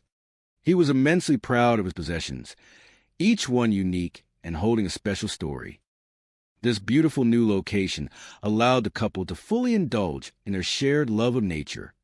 Steve was always eager for outdoor adventures. If there was something fun to do outside, he was the first one in line, approaching every activity with unbridled enthusiasm. Furthermore, their move to South Carolina positioned them closer to Steve's extended family. His nephew by marriage, Nick French, who had joined the family in 2010, frequently spent time with the couple. They shared countless dinners, attended lively concerts, and celebrated every special holiday event together. Their new home was also conveniently located just a 30-minute drive from Lana's son and her beloved twin granddaughters. The couple never missed an opportunity to offer their babysitting services. Steve possessed a magical way with children, largely because he was entirely a child at heart himself. He was a kind of grandfather figure who would happily get down on the floor to play silly games, singing songs and creating endless amusement. With the children around, there was truly never a dull moment in the Clayton household. Home videos captured scenes of pure domestic bliss, Steve dramatically attempting to demonstrate how to do the limbo for the twins, explaining the mechanics of getting incredibly low to pass under the stick. While Lana laughed warmly in the background, he delighted in playing all manner of games, from intellectual rounds of Scrabble to the most ridiculous, laugh-inducing children's board games. He was described by those who loved him as a huge, lovable teddy bear, constantly surrounded by children who simply adored hanging on his every word. 5 years into their marriage, Steve and Lana appear to be thriving in a perfect, loving partnership. Chapter 5, The Sudden Shadow. The idyllic life they had built together hit an unexpected obstacle in June 2018. Steve, normally a beacon of health and vitality, suddenly fell ill. He complained of severe dizziness and vertigo, mentioning that his ear was aching and that he felt profoundly nauseous. The illness struck him while he was working out in his beloved garden, forcing him to become sick in the yard. He initially assumed he had perhaps suffered from a bout of sunstroke due to the intense summer heat. Lana, relying on her professional background as a nurse, determined that the best course of action for her husband was immediate bed rest. Steve recounted later that he remembered lying down in bed, and when he finally opened his eyes again, a staggering 36 hours had passed. When Rosemary learned of this terrifying episode, she called Lana, deeply worried and seeking an explanation for this mysterious and severe illness. It was highly unusual for a vibrant, healthy man to simply lose 36 hours of time. Lana calmly reassured her sister-in-law, stating that she was closely monitoring him and making sure he was perfectly safe. Given Lana's medical training, Rosemary felt comforted, believing that Steve's larger-than-life energy was simply catching up with him, demanding a period of intense rest. Fortunately, just 2 weeks later, it appeared that the rest had worked a miracle. Steve bounced back to his old, energetic self, joyfully throwing a massive celebratory party for the 4th of July. The gathering was as spectacular as every other party the Claytons had hosted. Steve was his normal, highly affectionate self, ensuring that everybody had a fantastic time. Guests fondly remembered watching him grab Lana for a spontaneous dance, leading the rest of the party to follow suit. They hugged, they kissed, and they looked completely and utterly in love. Things seemed wonderful. and no one present harbored a single doubt that Lana and Steve were destined for a long, incredibly happy life together. Chapter 6, A Tragic Discovery. However, the bright sunshine of their lives was abruptly extinguished just weeks later. On July 21st, 2018, an urgent call was placed to the York County Emergency Dispatch. Police units were swiftly dispatched to the gorgeous lakefront property.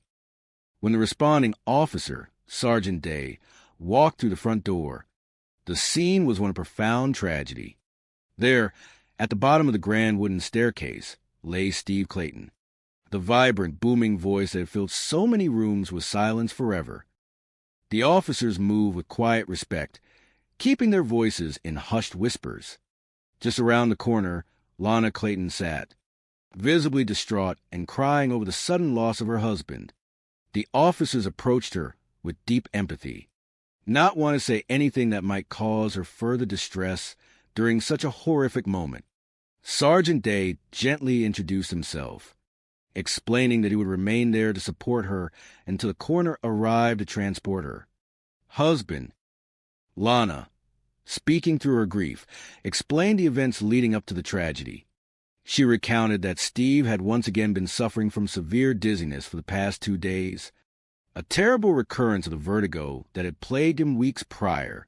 She explained that on Thursday morning he had stood up, become extremely dizzy, and collapsed. She had painstakingly helped him up the stairs to their bedroom, and he had not been back downstairs since. On the day of his passing, Lana stated she had stepped outside to quickly mow the lawn. Upon returning inside, she made the devastating discovery. Despite her extensive medical training, she was unable to render any aid. He was already gone.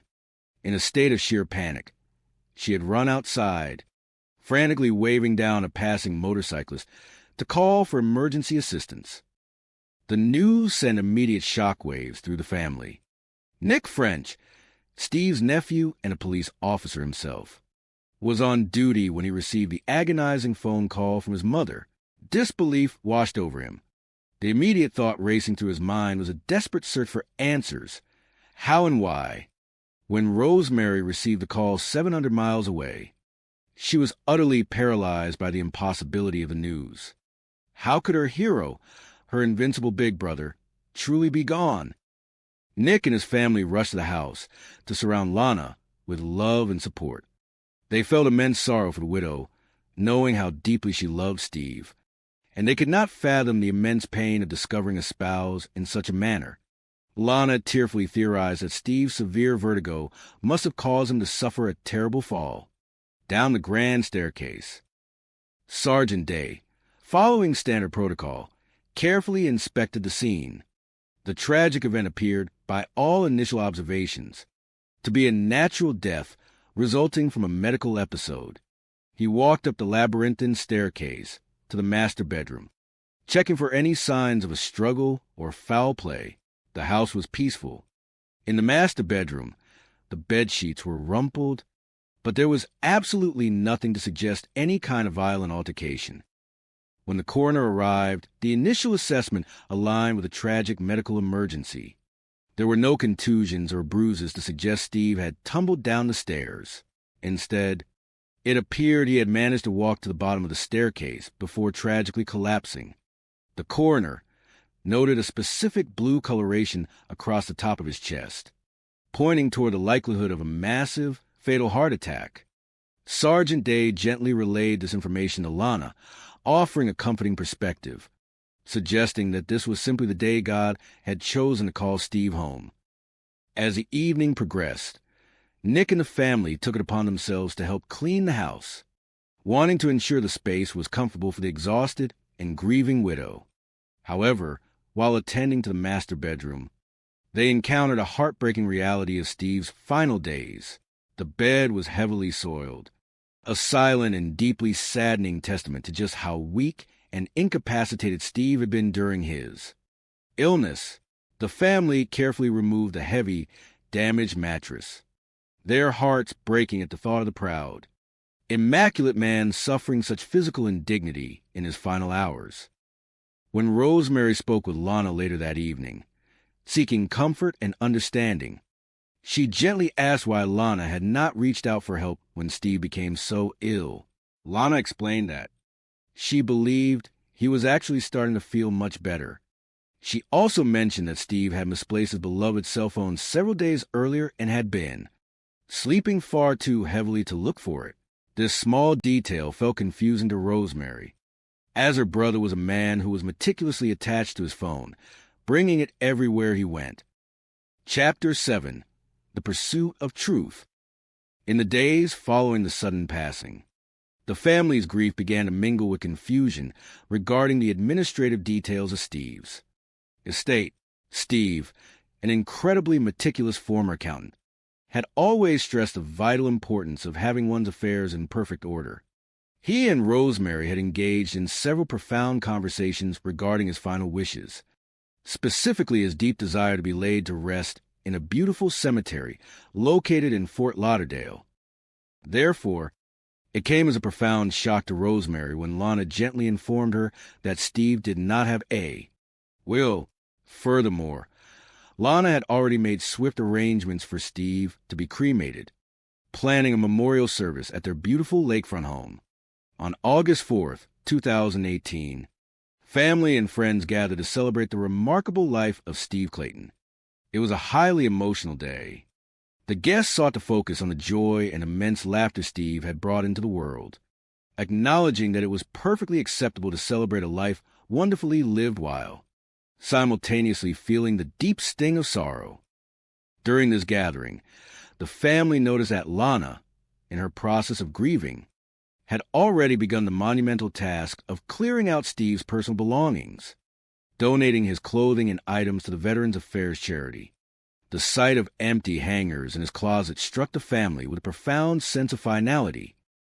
The absence of a will, combined with the incredibly rapid progression of his final illness, prompted the family to respectfully request a closer look into the medical circumstances of his passing.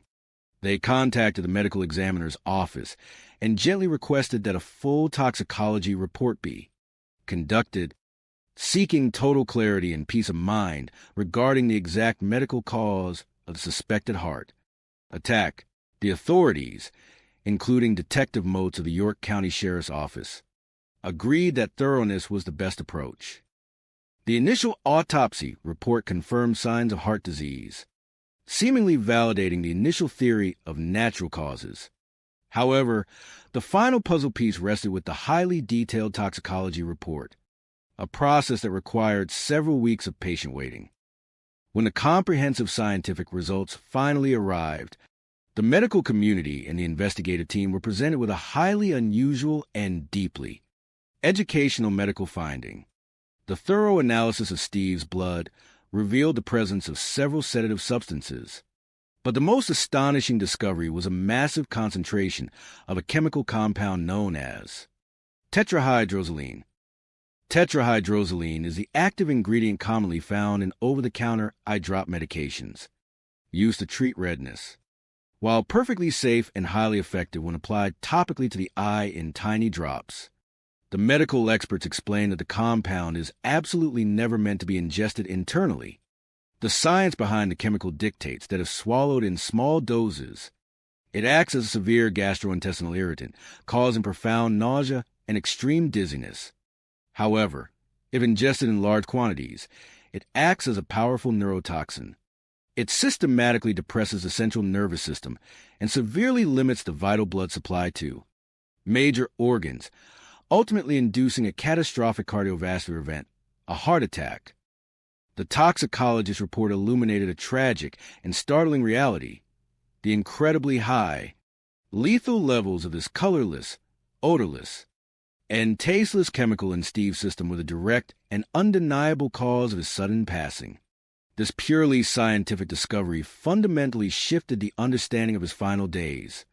It was a profoundly sad revelation that required the detectives to seek further clarity from the person who had been managing his care. Chapter 8. Resolution and Remembrance. 5 weeks after the tragic loss, Detective Motes sat down with Lana Clayton to discuss the complex findings of the toxicology report. The investigation sought to understand exactly how such a massive quantity of eye drop medication could have entered Steve's system. They explored every possibility, including accidental ingestion. During the incredibly tense and emotional conversations that followed, a heartbreaking narrative unfolded. Lana eventually requested to speak privately with Detective Motes once more. In a deeply emotional confession, she revealed a tragic lapse in judgment fueled by complex emotional distress. She admitted to the authorities that, in a moment of intense anger and misguided frustration, she had intentionally squeezed the contents of the eye drop bottle into Steve's drinking water. She claimed she had received misguided advice from a co-worker who suggested the drops would merely cause minor stomach upset, acting as a petty form of retaliation. The scientific evidence, however, painted a much more devastating picture of the timeline, suggesting a sustained and methodical administration of the chemical over the course of 3 days, deliberately keeping him in a weakened, incapacitated state without access to his phone or outside medical assistance. Faced with the overwhelming weight of the investigation and the imminent arrival of law enforcement to secure her arrest, Lana tragically attempted to take her own life by turning on the gas and ingesting pills.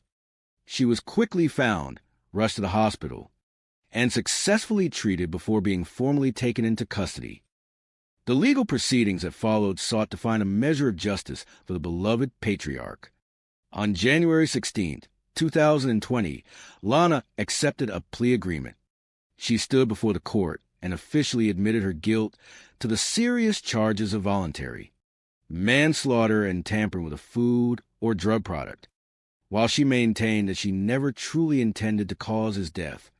The undeniable scientific facts regarding the massive dosage and prolonged delay in seeking medical help spoke to a profound and tragic betrayal of trust, motivated, prosecutors argued, by the financial inheritance she stood to gain in the absence of a will.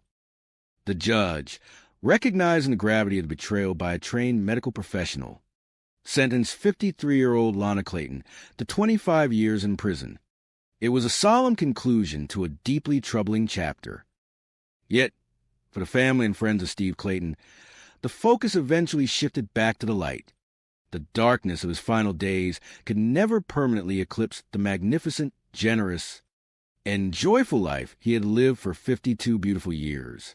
His loved ones chose to remember the man who played limbo with his grandchildren, the brilliant businessman who mentored youth, the brother who stood in for a father, and the giant teddy bear whose laughter could heal the heaviest of hearts. Though his physical presence was tragically stolen from them, the enduring legacy of Steve Clayton, his monumental generosity, his infectious joy, and his boundless capacity for love, remains beautifully intact, echoing forever in the memories of everyone who was fortunate enough to hear him joyfully declare, "Hello, hello, hello." The Miami sun shone with a brilliant golden warmth on the 10th of March, 2007. It was a day of profound significance for the Clayton family, a day that promised new beginnings and the celebration of enduring love. Rosemary Clayton, known affectionately as Rosie to those closest to her, stood in her pristine white gown, a vision of joy and nervous anticipation. She was about to marry the love of her life, William Leslie. Yet, beneath the surface of the joyous occasion, a quiet current of melancholy flowed. 11 months prior, the family had lost their patriarch. The absence of their father was a heavy weight on Rosie's heart, but she found her anchor in the steady, towering presence of her oldest brother, Steve. Steve Clayton was 52 years old, a man whose personality was as vast and generous as the ocean. When their father passed away, Steve had naturally stepped into the role of the family's guiding light. Although he had never been blessed with children of his own, he possessed an innate paternal warmth. He was 10 years older than Rosie, a hero of her eyes since she was a little girl. She remembered him vividly from his high school days, a robust athlete who played football and wrestled, a figure larger than life. When she asked him to walk her down the aisle, tears had flowed freely. There was simply no one else she could imagine standing in their father's place. As the wedding march began to play, Steve offered his arm to his little sister. He was a successful businessman, impeccably dressed, yet his eyes betrayed the deep, tender emotions he harbored. When the minister asked who gave the bride away, Steve's voice rang out, strong and clear, stating that he did so in the loving memory of their father. It was a deeply sentimental gathering, a testament to the family's resilience and their commitment to celebrating life's beautiful milestones, even in the wake of loss. Steve was not merely a figurehead. He was the life and soul of every gathering, a shrewd businessman who had earned a degree in finance. He had co-founded Physical Therapy Resources, a venture that blossomed into a highly successful national company with centers across the country. Through sheer determination and focus, he achieved his goal of early retirement at the age of 41, just 1 year shy of his original target. Financial freedom allowed Steve to dedicate his time to what truly mattered to him, people. He became a mentor to countless young men, guiding them as they started their own businesses or navigated the complex crossroads of life. His generosity knew no bounds, extending far beyond financial support to the invaluable gift of his time and wisdom. At the wedding reception, Steve's vibrant spirit was on full display. He was always the first to rise for a toast, his words completely ad-libbed and spoken straight from the heart. He teased their Uncle Max, bringing roars of laughter from the guests, effortlessly shifting the mood from solemn reflection to joyous celebration. When he took the microphone to address the newlyweds, he used humor as a shield against his own overwhelming emotions. He thanked William for making his sister so incredibly happy, his voice thick with unshed tears. He spoke of their father's final wish, for Steve to take care of Rosie and honor the family. The highlight of the evening, however, was a profoundly touching surprise. As Steve and Rosie stepped onto the dance floor for the traditional father-daughter dance, the room fell silent. Instead of standard music, a surprise recording of their dearly departed father echoed through the hall. His voice, warm and familiar, spoke of how much he loved his daughter and missed the days of her childhood. It was a moment of pure, transcendent beauty.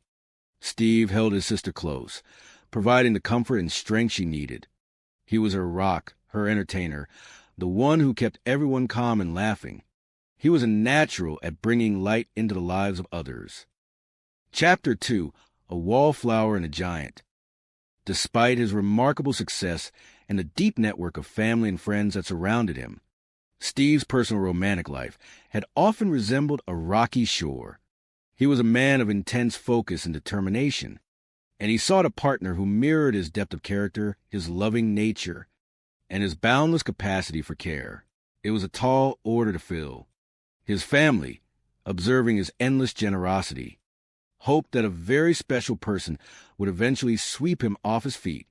He sought someone he could connect with on an intellectual, emotional, and spiritual level. 3 years after the beautiful wedding, in late 2009, Steve decided it was time for a change of pace. He left his home state of Florida, craving the lush, physical environment of North Carolina. Steve was an avid lover of the outdoors. He thrived on walking, exploring, and engaging with the natural world. Moving to North Carolina offered him the perfect canvas for his energetic lifestyle. Within just a few months of his relocation, Steve called his family with news that brought a radiant glow to his voice.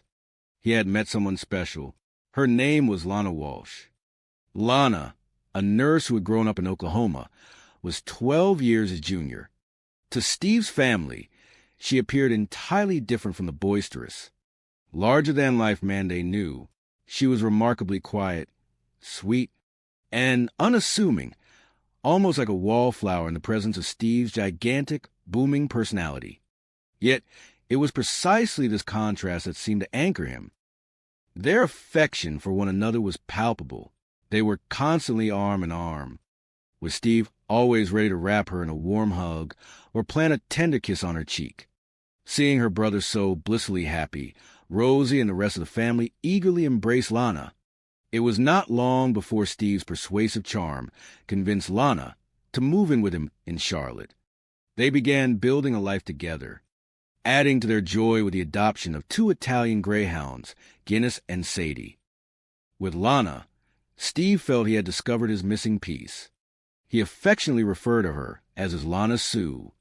He found a profound sense of peace and grounding in her quiet presence.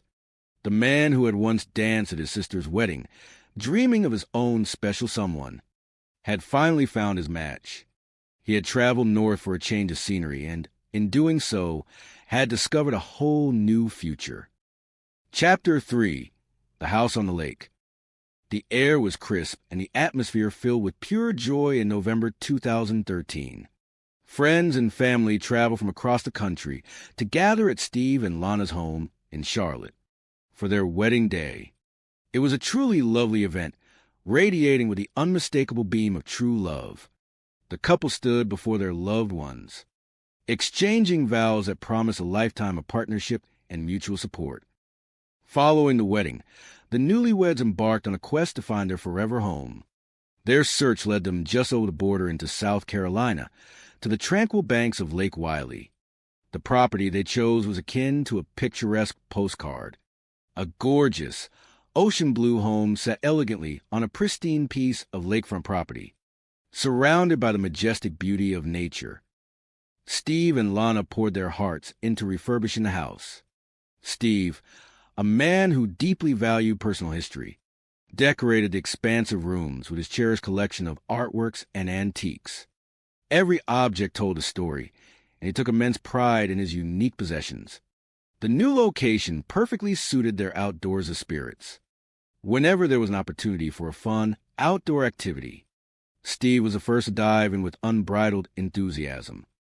The move to South Carolina also brought them closer to Steve's extended family. His nephew, Nick French, who had married into the family in 2010, frequently visited the lakeside home. They shared countless dinners, attended lively concerts, and celebrated special events and holidays together. The proximity to Lana's son and twin granddaughters added another layer of warmth to their bustling household. Steve possessed an extraordinary way with children. At his core, he remained a child at heart, completely devoid of pretense. He was the kind of man who would gladly throw himself onto the floor to play silly games with the little ones. Laughter constantly echoed through the halls of the Clayton home.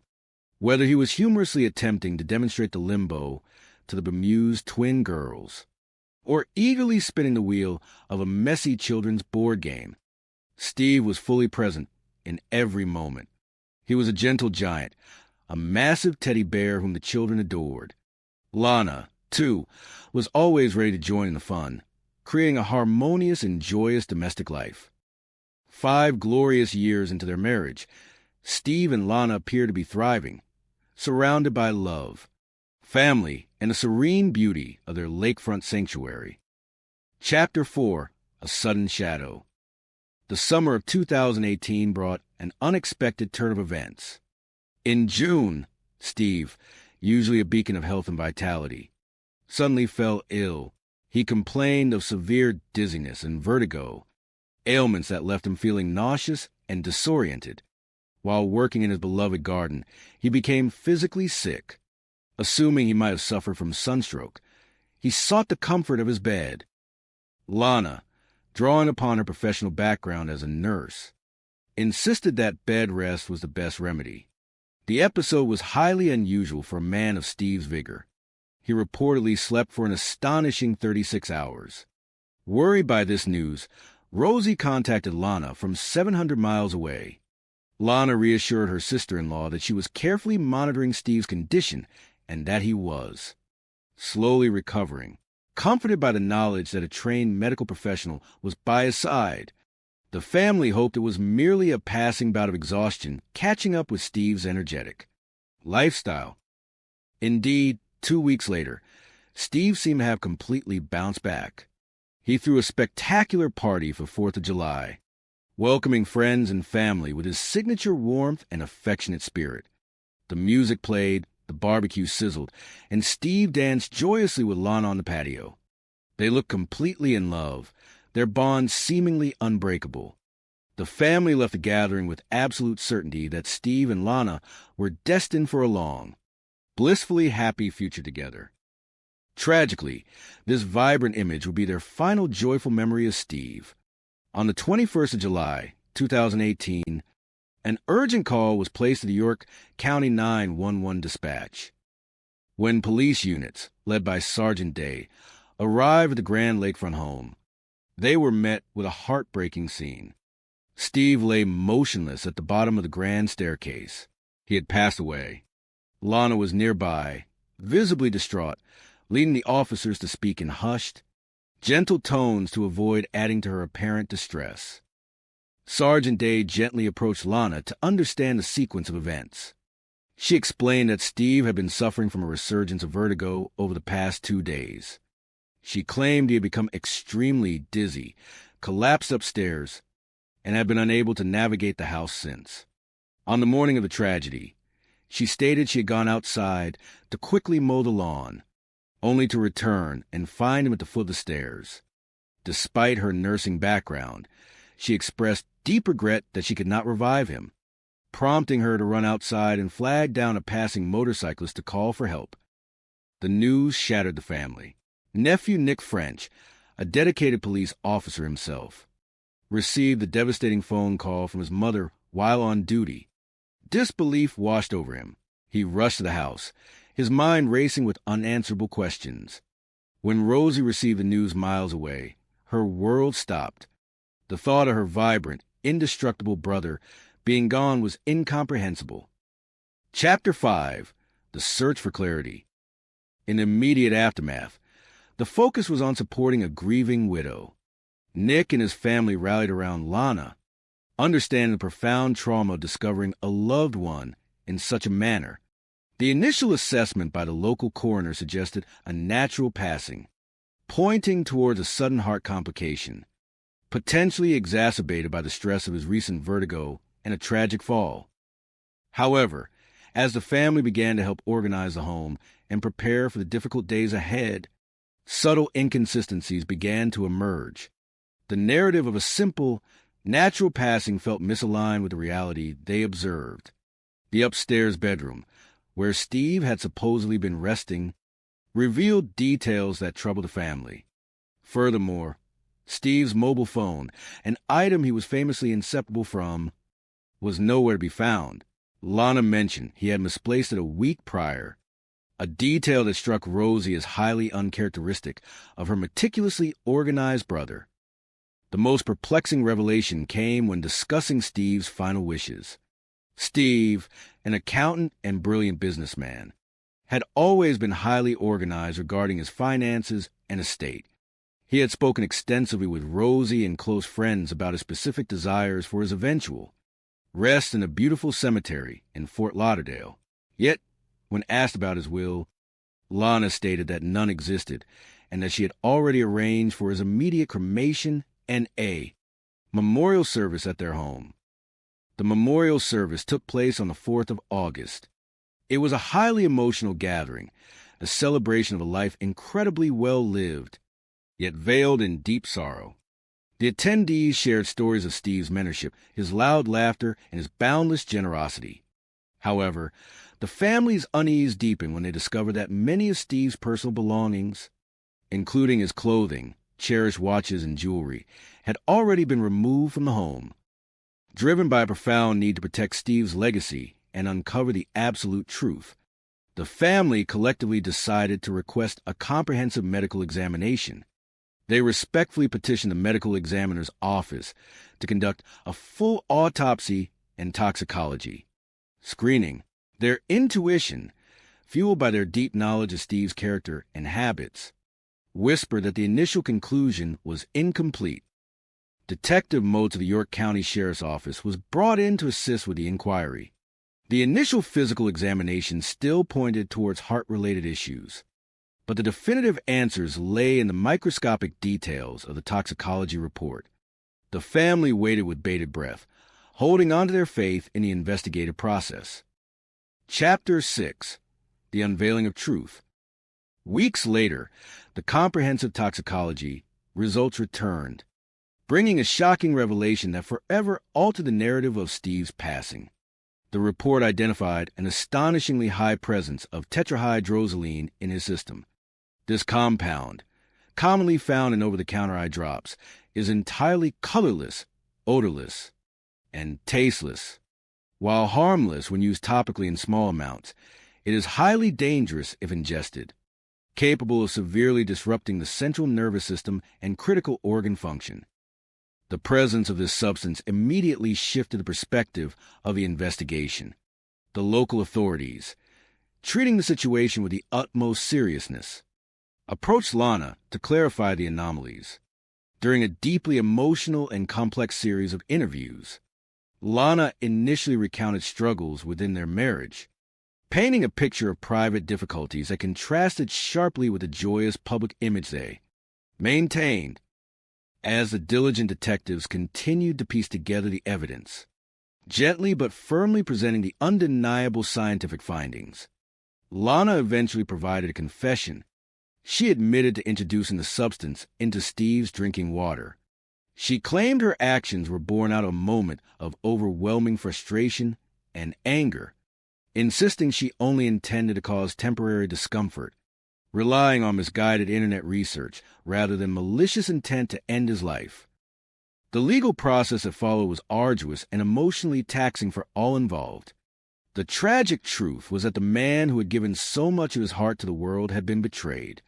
In his most vulnerable moments, the narrative of supportive wife caring for her ailing husband gave way to a deeply unfortunate reality of deliberate harm motivated, investigators believed, by the financial absolute control that would follow the absence of a formal will. In January of 2020, facing the overwhelming weight of the evidence gathered by the dedicated investigative team, 53-year-old Lana Clayton accepted a plea agreement. She admitted guilt to the charges of voluntary manslaughter and tampering with a consumer product. The judicial system, recognizing the severity of the actions that led to the loss of such a vibrant life, sentenced her to 25 years in prison. Chapter 7, The Enduring Light. The resolution of the legal proceedings brought a necessary sense of justice, but it could not erase the profound ache of loss experienced by Steve's family and the expansive community of individuals he had uplifted throughout his life. It was a stark reminder of the importance of seeking the truth. Had the family not trusted their deep-seated intuition and advocated tirelessly for a thorough medical examination, the actual circumstances of Steve's passing might have forever remained hidden beneath the guise of natural causes. Their unwavering love and dedication ensured that the reality was brought to light, protecting his memory from being overshadowed by falsehoods. While the manner of his departure was undeniably tragic, the family made a conscious, powerful decision not to let the darkness of his final days define the brilliant legacy of his 52 years on Earth.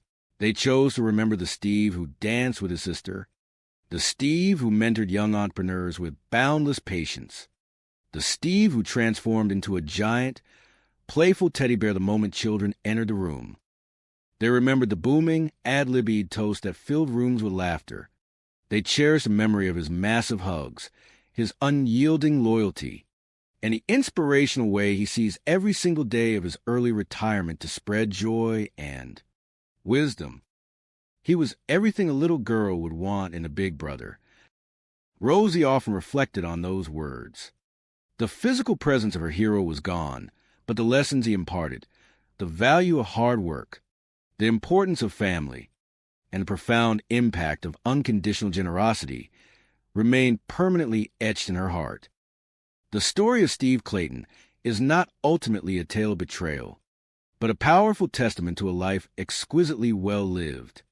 It is a story that teaches the vital importance of family vigilance, the enduring pursuit of justice, and the undeniable truth that a spirit fueled by love and generosity can never truly be extinguished, though he was stolen from those who loved him far too soon. The magnificent light he cast upon the world continues to shine brightly, inspiring all who knew him to live with the same open, courageous, and generous heart. The story begins not with a tragedy, but with the boundless energy of a man who loved life. Stephen Clayton was a man whose presence could fill a room the moment he stepped through the door. To understand Stephen, one must look at the legacy of hard work and endless generosity he built from the ground up. He was not just a successful businessman. He was the very heartbeat of his family.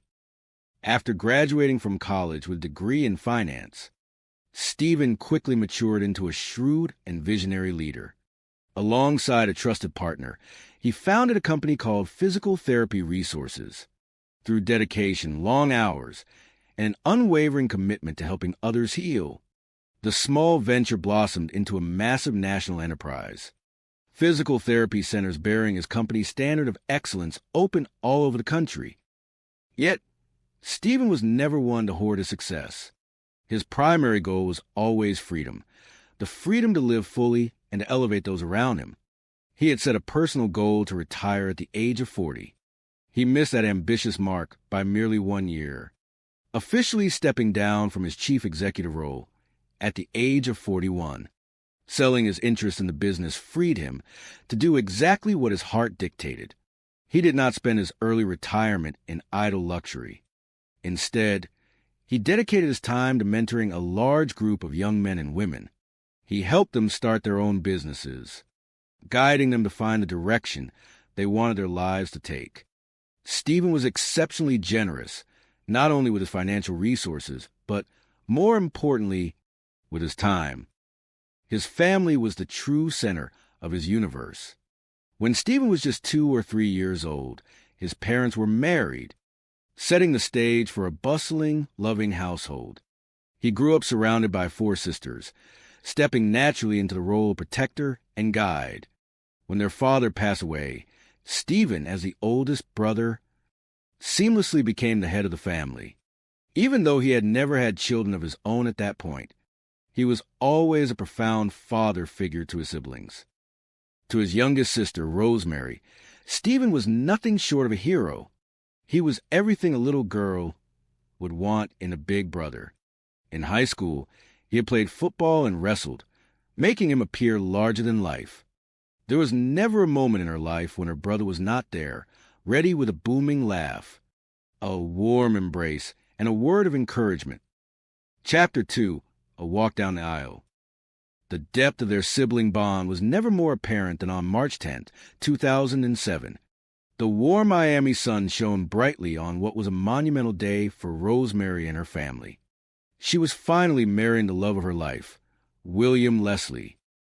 The joyous occasion carried a poignant undercurrent. Just 11 months prior to the wedding, the family had suffered the profound loss of their beloved father. In her grief, Rosemary had turned to the one man who had always been her anchor. She asked her 52-year-old brother, Stephen, to step in and walk her down the aisle. The moment was filled with heavy, beautiful emotion. There were many tears shed, but they were tears of deep love and remembrance.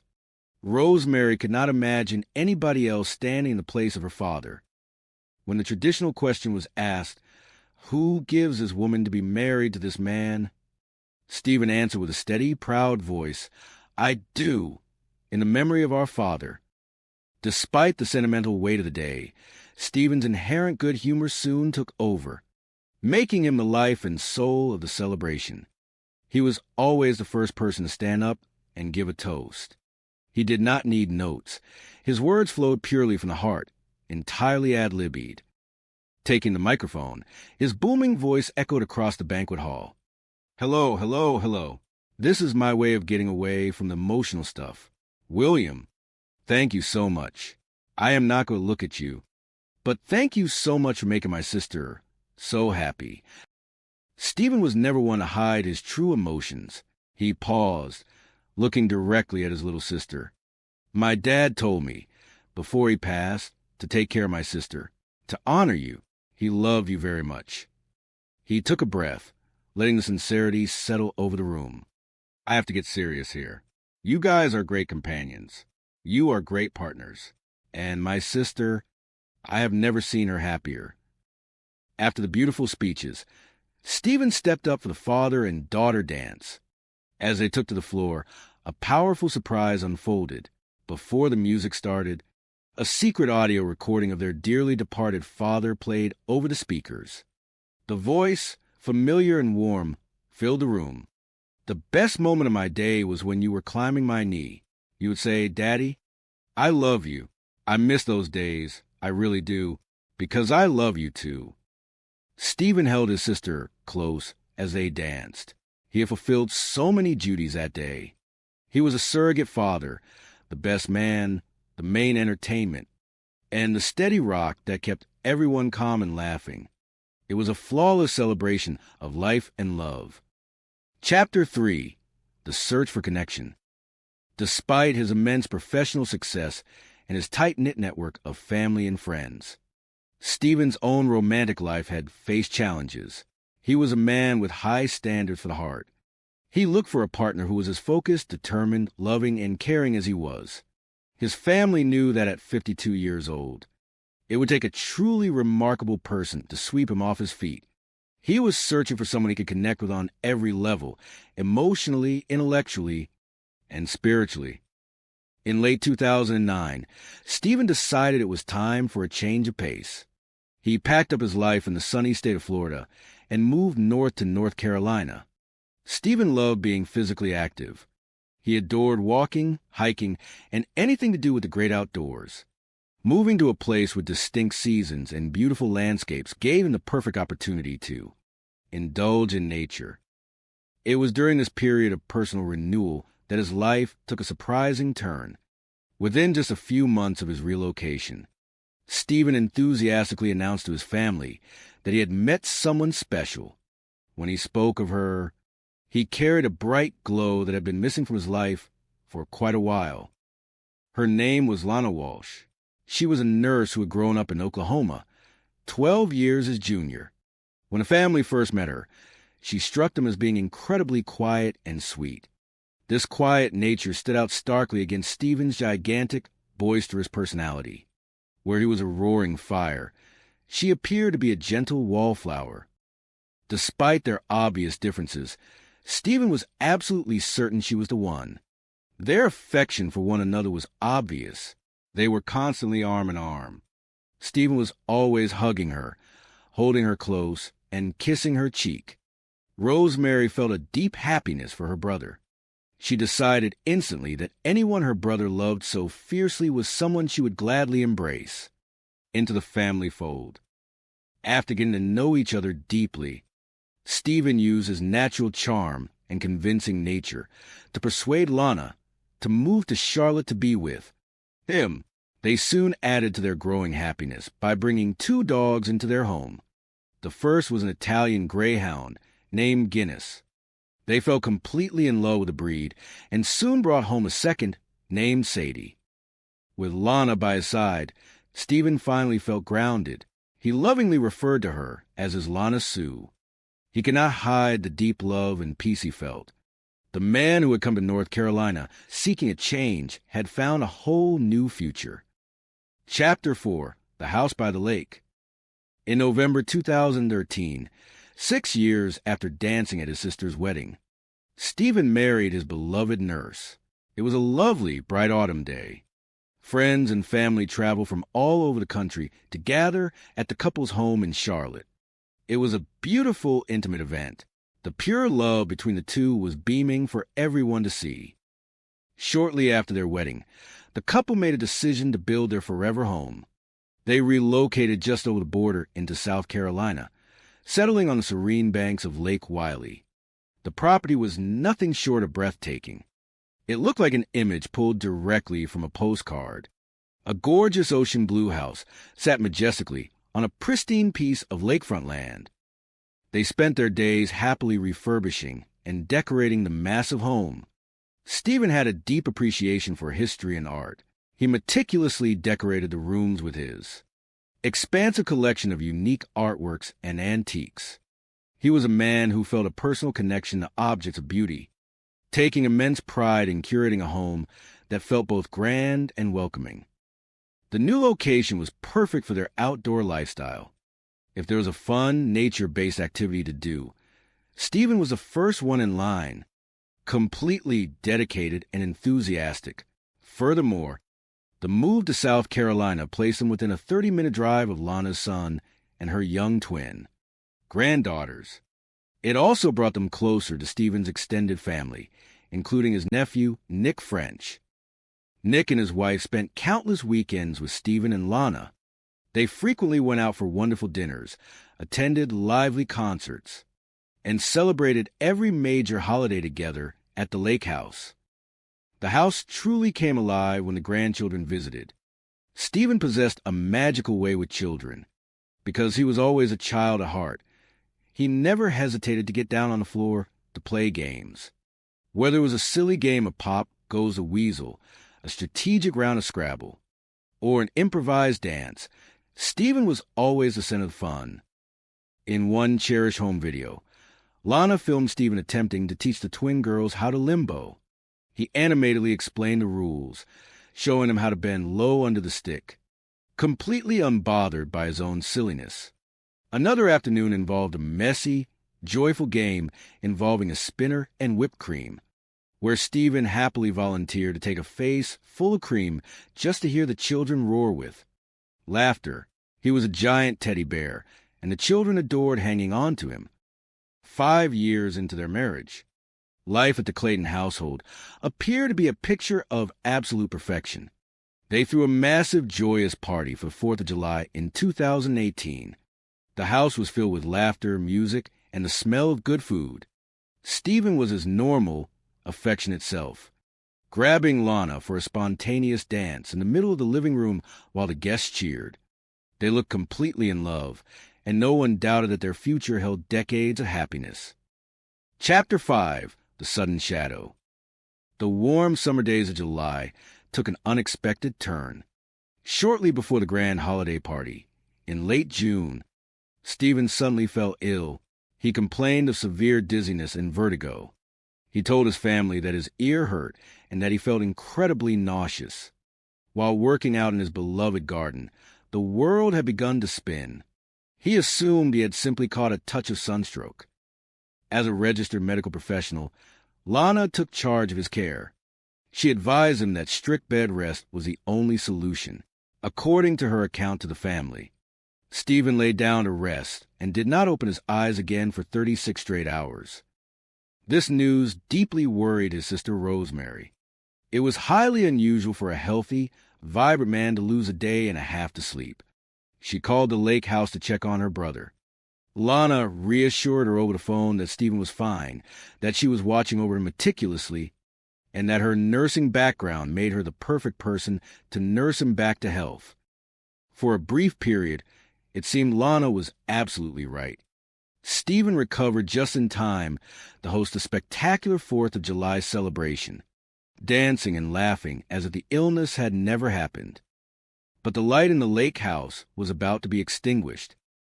On the 21st of July, 2018, an emergency call was placed to the local county emergency services. Police units were dispatched to the beautiful Blue House on Lake Wiley.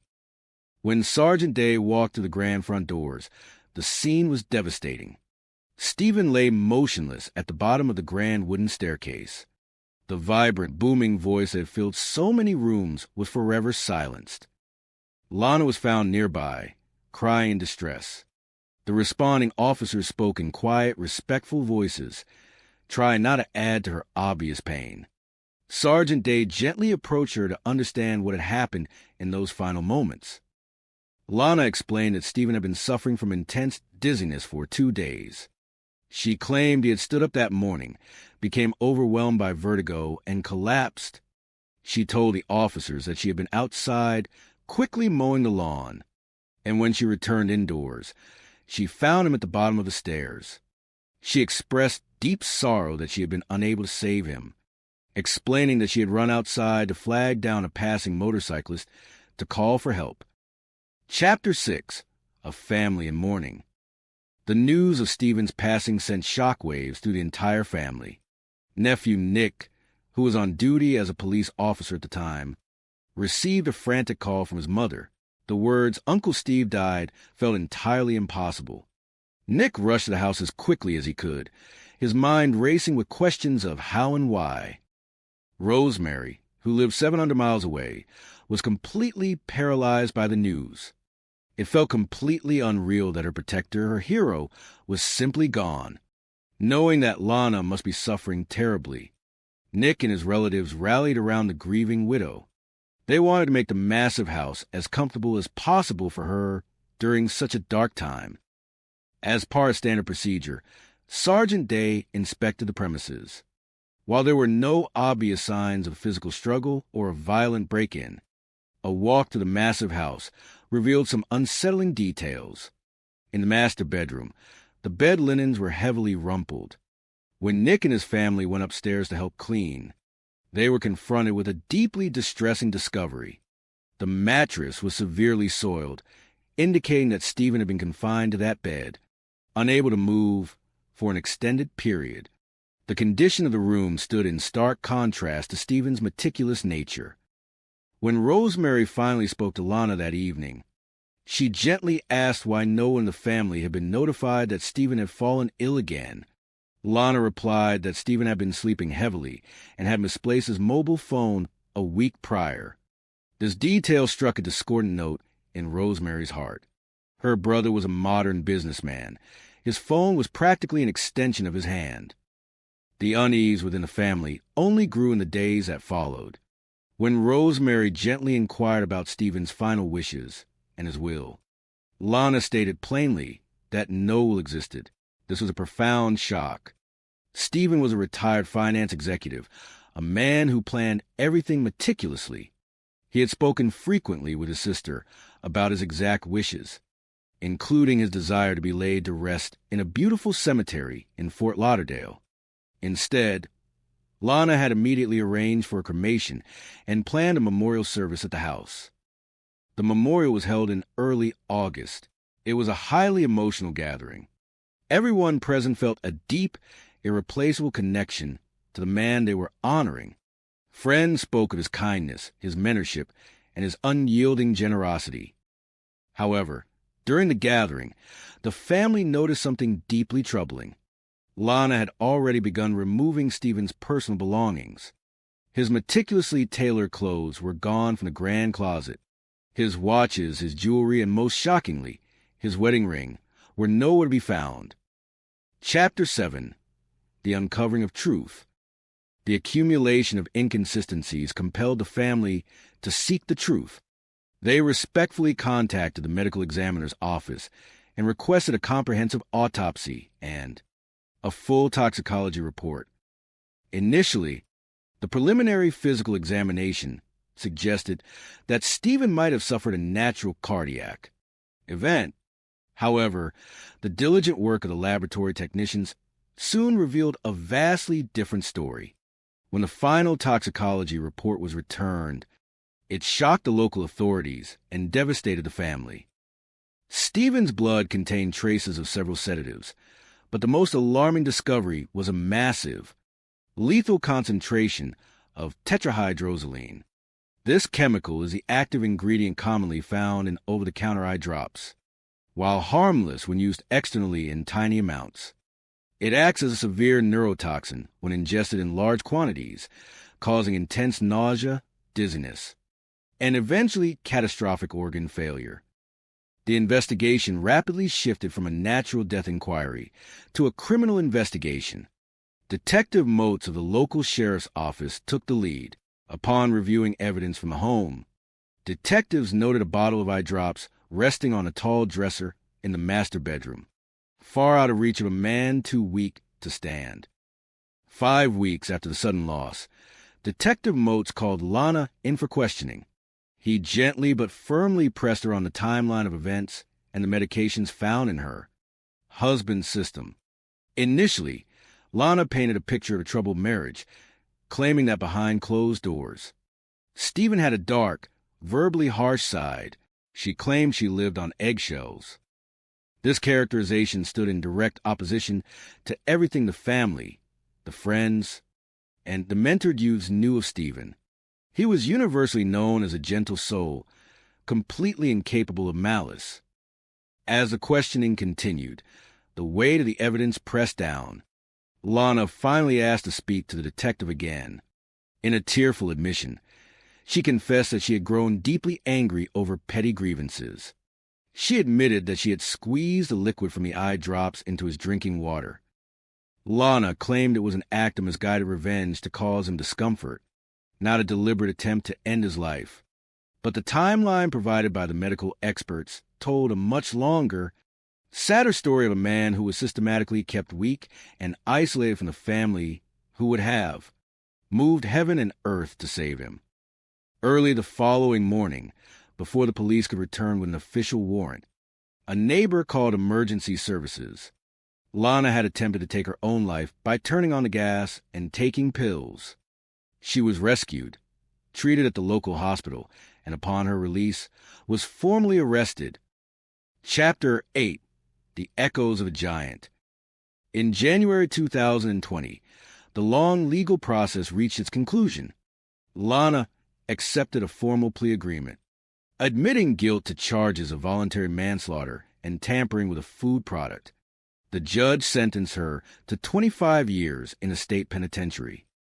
While the legal system had provided a measure of justice, it could never undo the profound loss suffered by the community. The prosecution and the family believed the motive was ultimately rooted in financial gain, taking advantage of the mysterious disappearance of his last will and testament to claim his hard-earned estate under state law. However, the family refused to let the tragedy define Stephen's brilliant life. They chose not to dwell on the darkness of his final days, but rather to illuminate the decades of joy he brought to the world. They gathered to share stories of his incredible generosity. They spoke of the young men who now ran their own businesses because Stephen had believed in them. They laughed as they watched old videos of him tumbling on the floor with his grandchildren, and wept as they listened to the beautiful, heartfelt speech he had given at Rosemary's wedding. His absence left a massive void. They missed a grand, over-the-top personality that could instantly take over a room. They missed his booming laughter, but most of all, they missed his voice. They held tightly to the memories of a man who was a fierce protector, a brilliant mind, and an endlessly giving spirit. Though his life was cut short, the foundation of love and generosity that Stephen Clayton built remained unshakable. He taught his family how to live with open hearts, and in their shared love, his bright, beautiful spirit would continue to shine forever. The story begins in the warm, sunlit city of Miami on March 10th, 2007. It is a big day for a beautiful bride named Rosemary Clayton, known affectionately to her loved ones as Rosie and her family. The air is filled with the scent of blooming flowers and the gentle hum of anticipation. She is finally marrying her great love, William Leslie. Walking her down the aisle is a man who stands taller than most, not just in stature, but in the sheer force of his presence. That is Rosie's oldest brother, 52-year-old Steve Clayton. He walks with a proud, measured step, offering a steady arm and a reassuring smile. 11 months prior to this joyous wedding, the family had suffered a tremendous loss when their father passed away. Rosie had asked her brother if he would step in and take on the honored role. Of course, there were a lot of tears when the request was made. Rosie could not imagine anybody else standing in place for their father. When the minister asks who gives the woman to be married to the man, Steve replies with a voice full of emotion and strength, saying that he does so in the loving memory of their father. It is deeply sentimental for the family to be gathered at an event so special, feeling the profound absence of their patriarch. Yet, with their father's passing, Steve has gracefully stepped into the role of the head of the family. Though he has never had children of his own, Steve has always been a protective and loving father figure to his younger siblings. When their father and mother were married, Steve was just about 2 or 3 years old. He grew up alongside 4 sisters, with Rosie being the youngest, because he was 10 years older than her. There really was not a single moment in Rosie's life when Steve was not a guiding light. To her, Steve is a big brother and a hero. He embodies everything a little girl would ever want in a protector. In high school, he played football and wrestled, activities that made him seem larger than life. After high school, Steve graduated from college with a degree in finance. He quickly matured into a highly shrewd and capable businessman. With a trusted partner, Steve started a company called Physical Therapy Resources.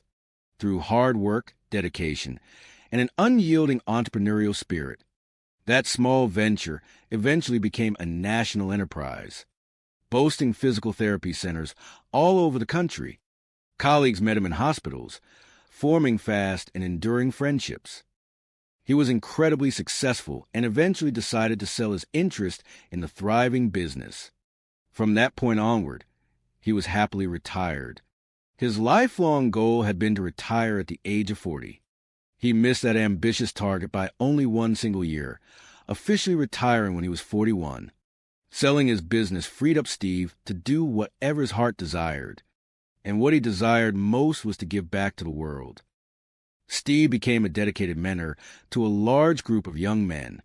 He found immense joy in helping them start up new businesses, or guiding them to find out what direction they wanted their lives to take. He was extremely generous, sharing not only his vast financial resources, but also his precious time. Above all else, Steve always had time for his beloved family. At the wedding reception, the atmosphere is electric. Rosie films with a camera as Steve playfully teases their Uncle Max. The family notes how special it is. Their father was a wonderful man, but he was much more serious by nature. Steve, on the other hand, is a vibrant spark. When he takes a microphone, his good humor makes him the life and soul of the occasion. Steve was always the first person to stand up and give a heartfelt toast anywhere he went. He begins with his signature, booming greeting. Hello, hello, hello. His speeches are always ad-libbed, flowing directly from his generous heart. He uses humor as a way of gently navigating away from the heavy emotional stuff. He looks at William and thanks him deeply, joking that he is not going to look at him directly so he does not cry. He thanks William for making his sister so incredibly happy. Steve is never one to hide his true emotions. He tells the crowd that before their father passed away, he told Steve to take care of his sister and to honor her. Steve promises to do exactly that, expressing his deep love. He notes that William and Rosie are great companions and great partners. He finishes by saying he has never seen his sister happier. After the speeches, Steve steps up for the traditional father and daughter dance. He approaches Rosie and they get ready to dance. Before the music starts, they share a very powerful and unexpected moment. A surprise audio recording of their dearly departed father begins to play over the speakers. The voice echoes through the room, stating that the best moment of his day was when his little girl was climbing on his knee, saying she loved him. The voice says how much those days are missed. Steve fulfills so many vital duties that day. He acts as the father, the best man, the entertainment, and the anchor that keeps everyone calm and laughing. He is a complete natural at it. Yet, despite his monumental success and his close network of loving family and friends, Steve's own romantic life has always been somewhat rocky. He has always looked for a partner who is as focused, determined, loving, and caring as he is. That, as his friends know, is a very tall order to fill. Now 52, his family figures it will take a very special person to finally sweep him off his feet. They know Steve is searching for somebody on a level he can connect with emotionally, intellectually, and spiritually. Chapter 2, a new chapter and a new love. 3 years later, that profound connection is exactly what seems to happen. In late 2009, Steve decides it is time to leave his home state of Florida. He is looking for a refreshing change of pace and sets his sights on the beautiful landscapes of North Carolina. Steve genuinely loves being physical and active. He loves walking, exploring, and engaging in anything that has to do with being outdoors. So, when he moves from the sunny shores of South Florida to the verdant hills of North Carolina, he embraces the wonderful opportunity to be outside much more often, Within just a few short months of settling into his new life, Steve happily announces to his family that he has met someone truly special. When he speaks of her, he seems to have a radiant glow that he had been missing for quite a little while. He is undeniably excited. Her name is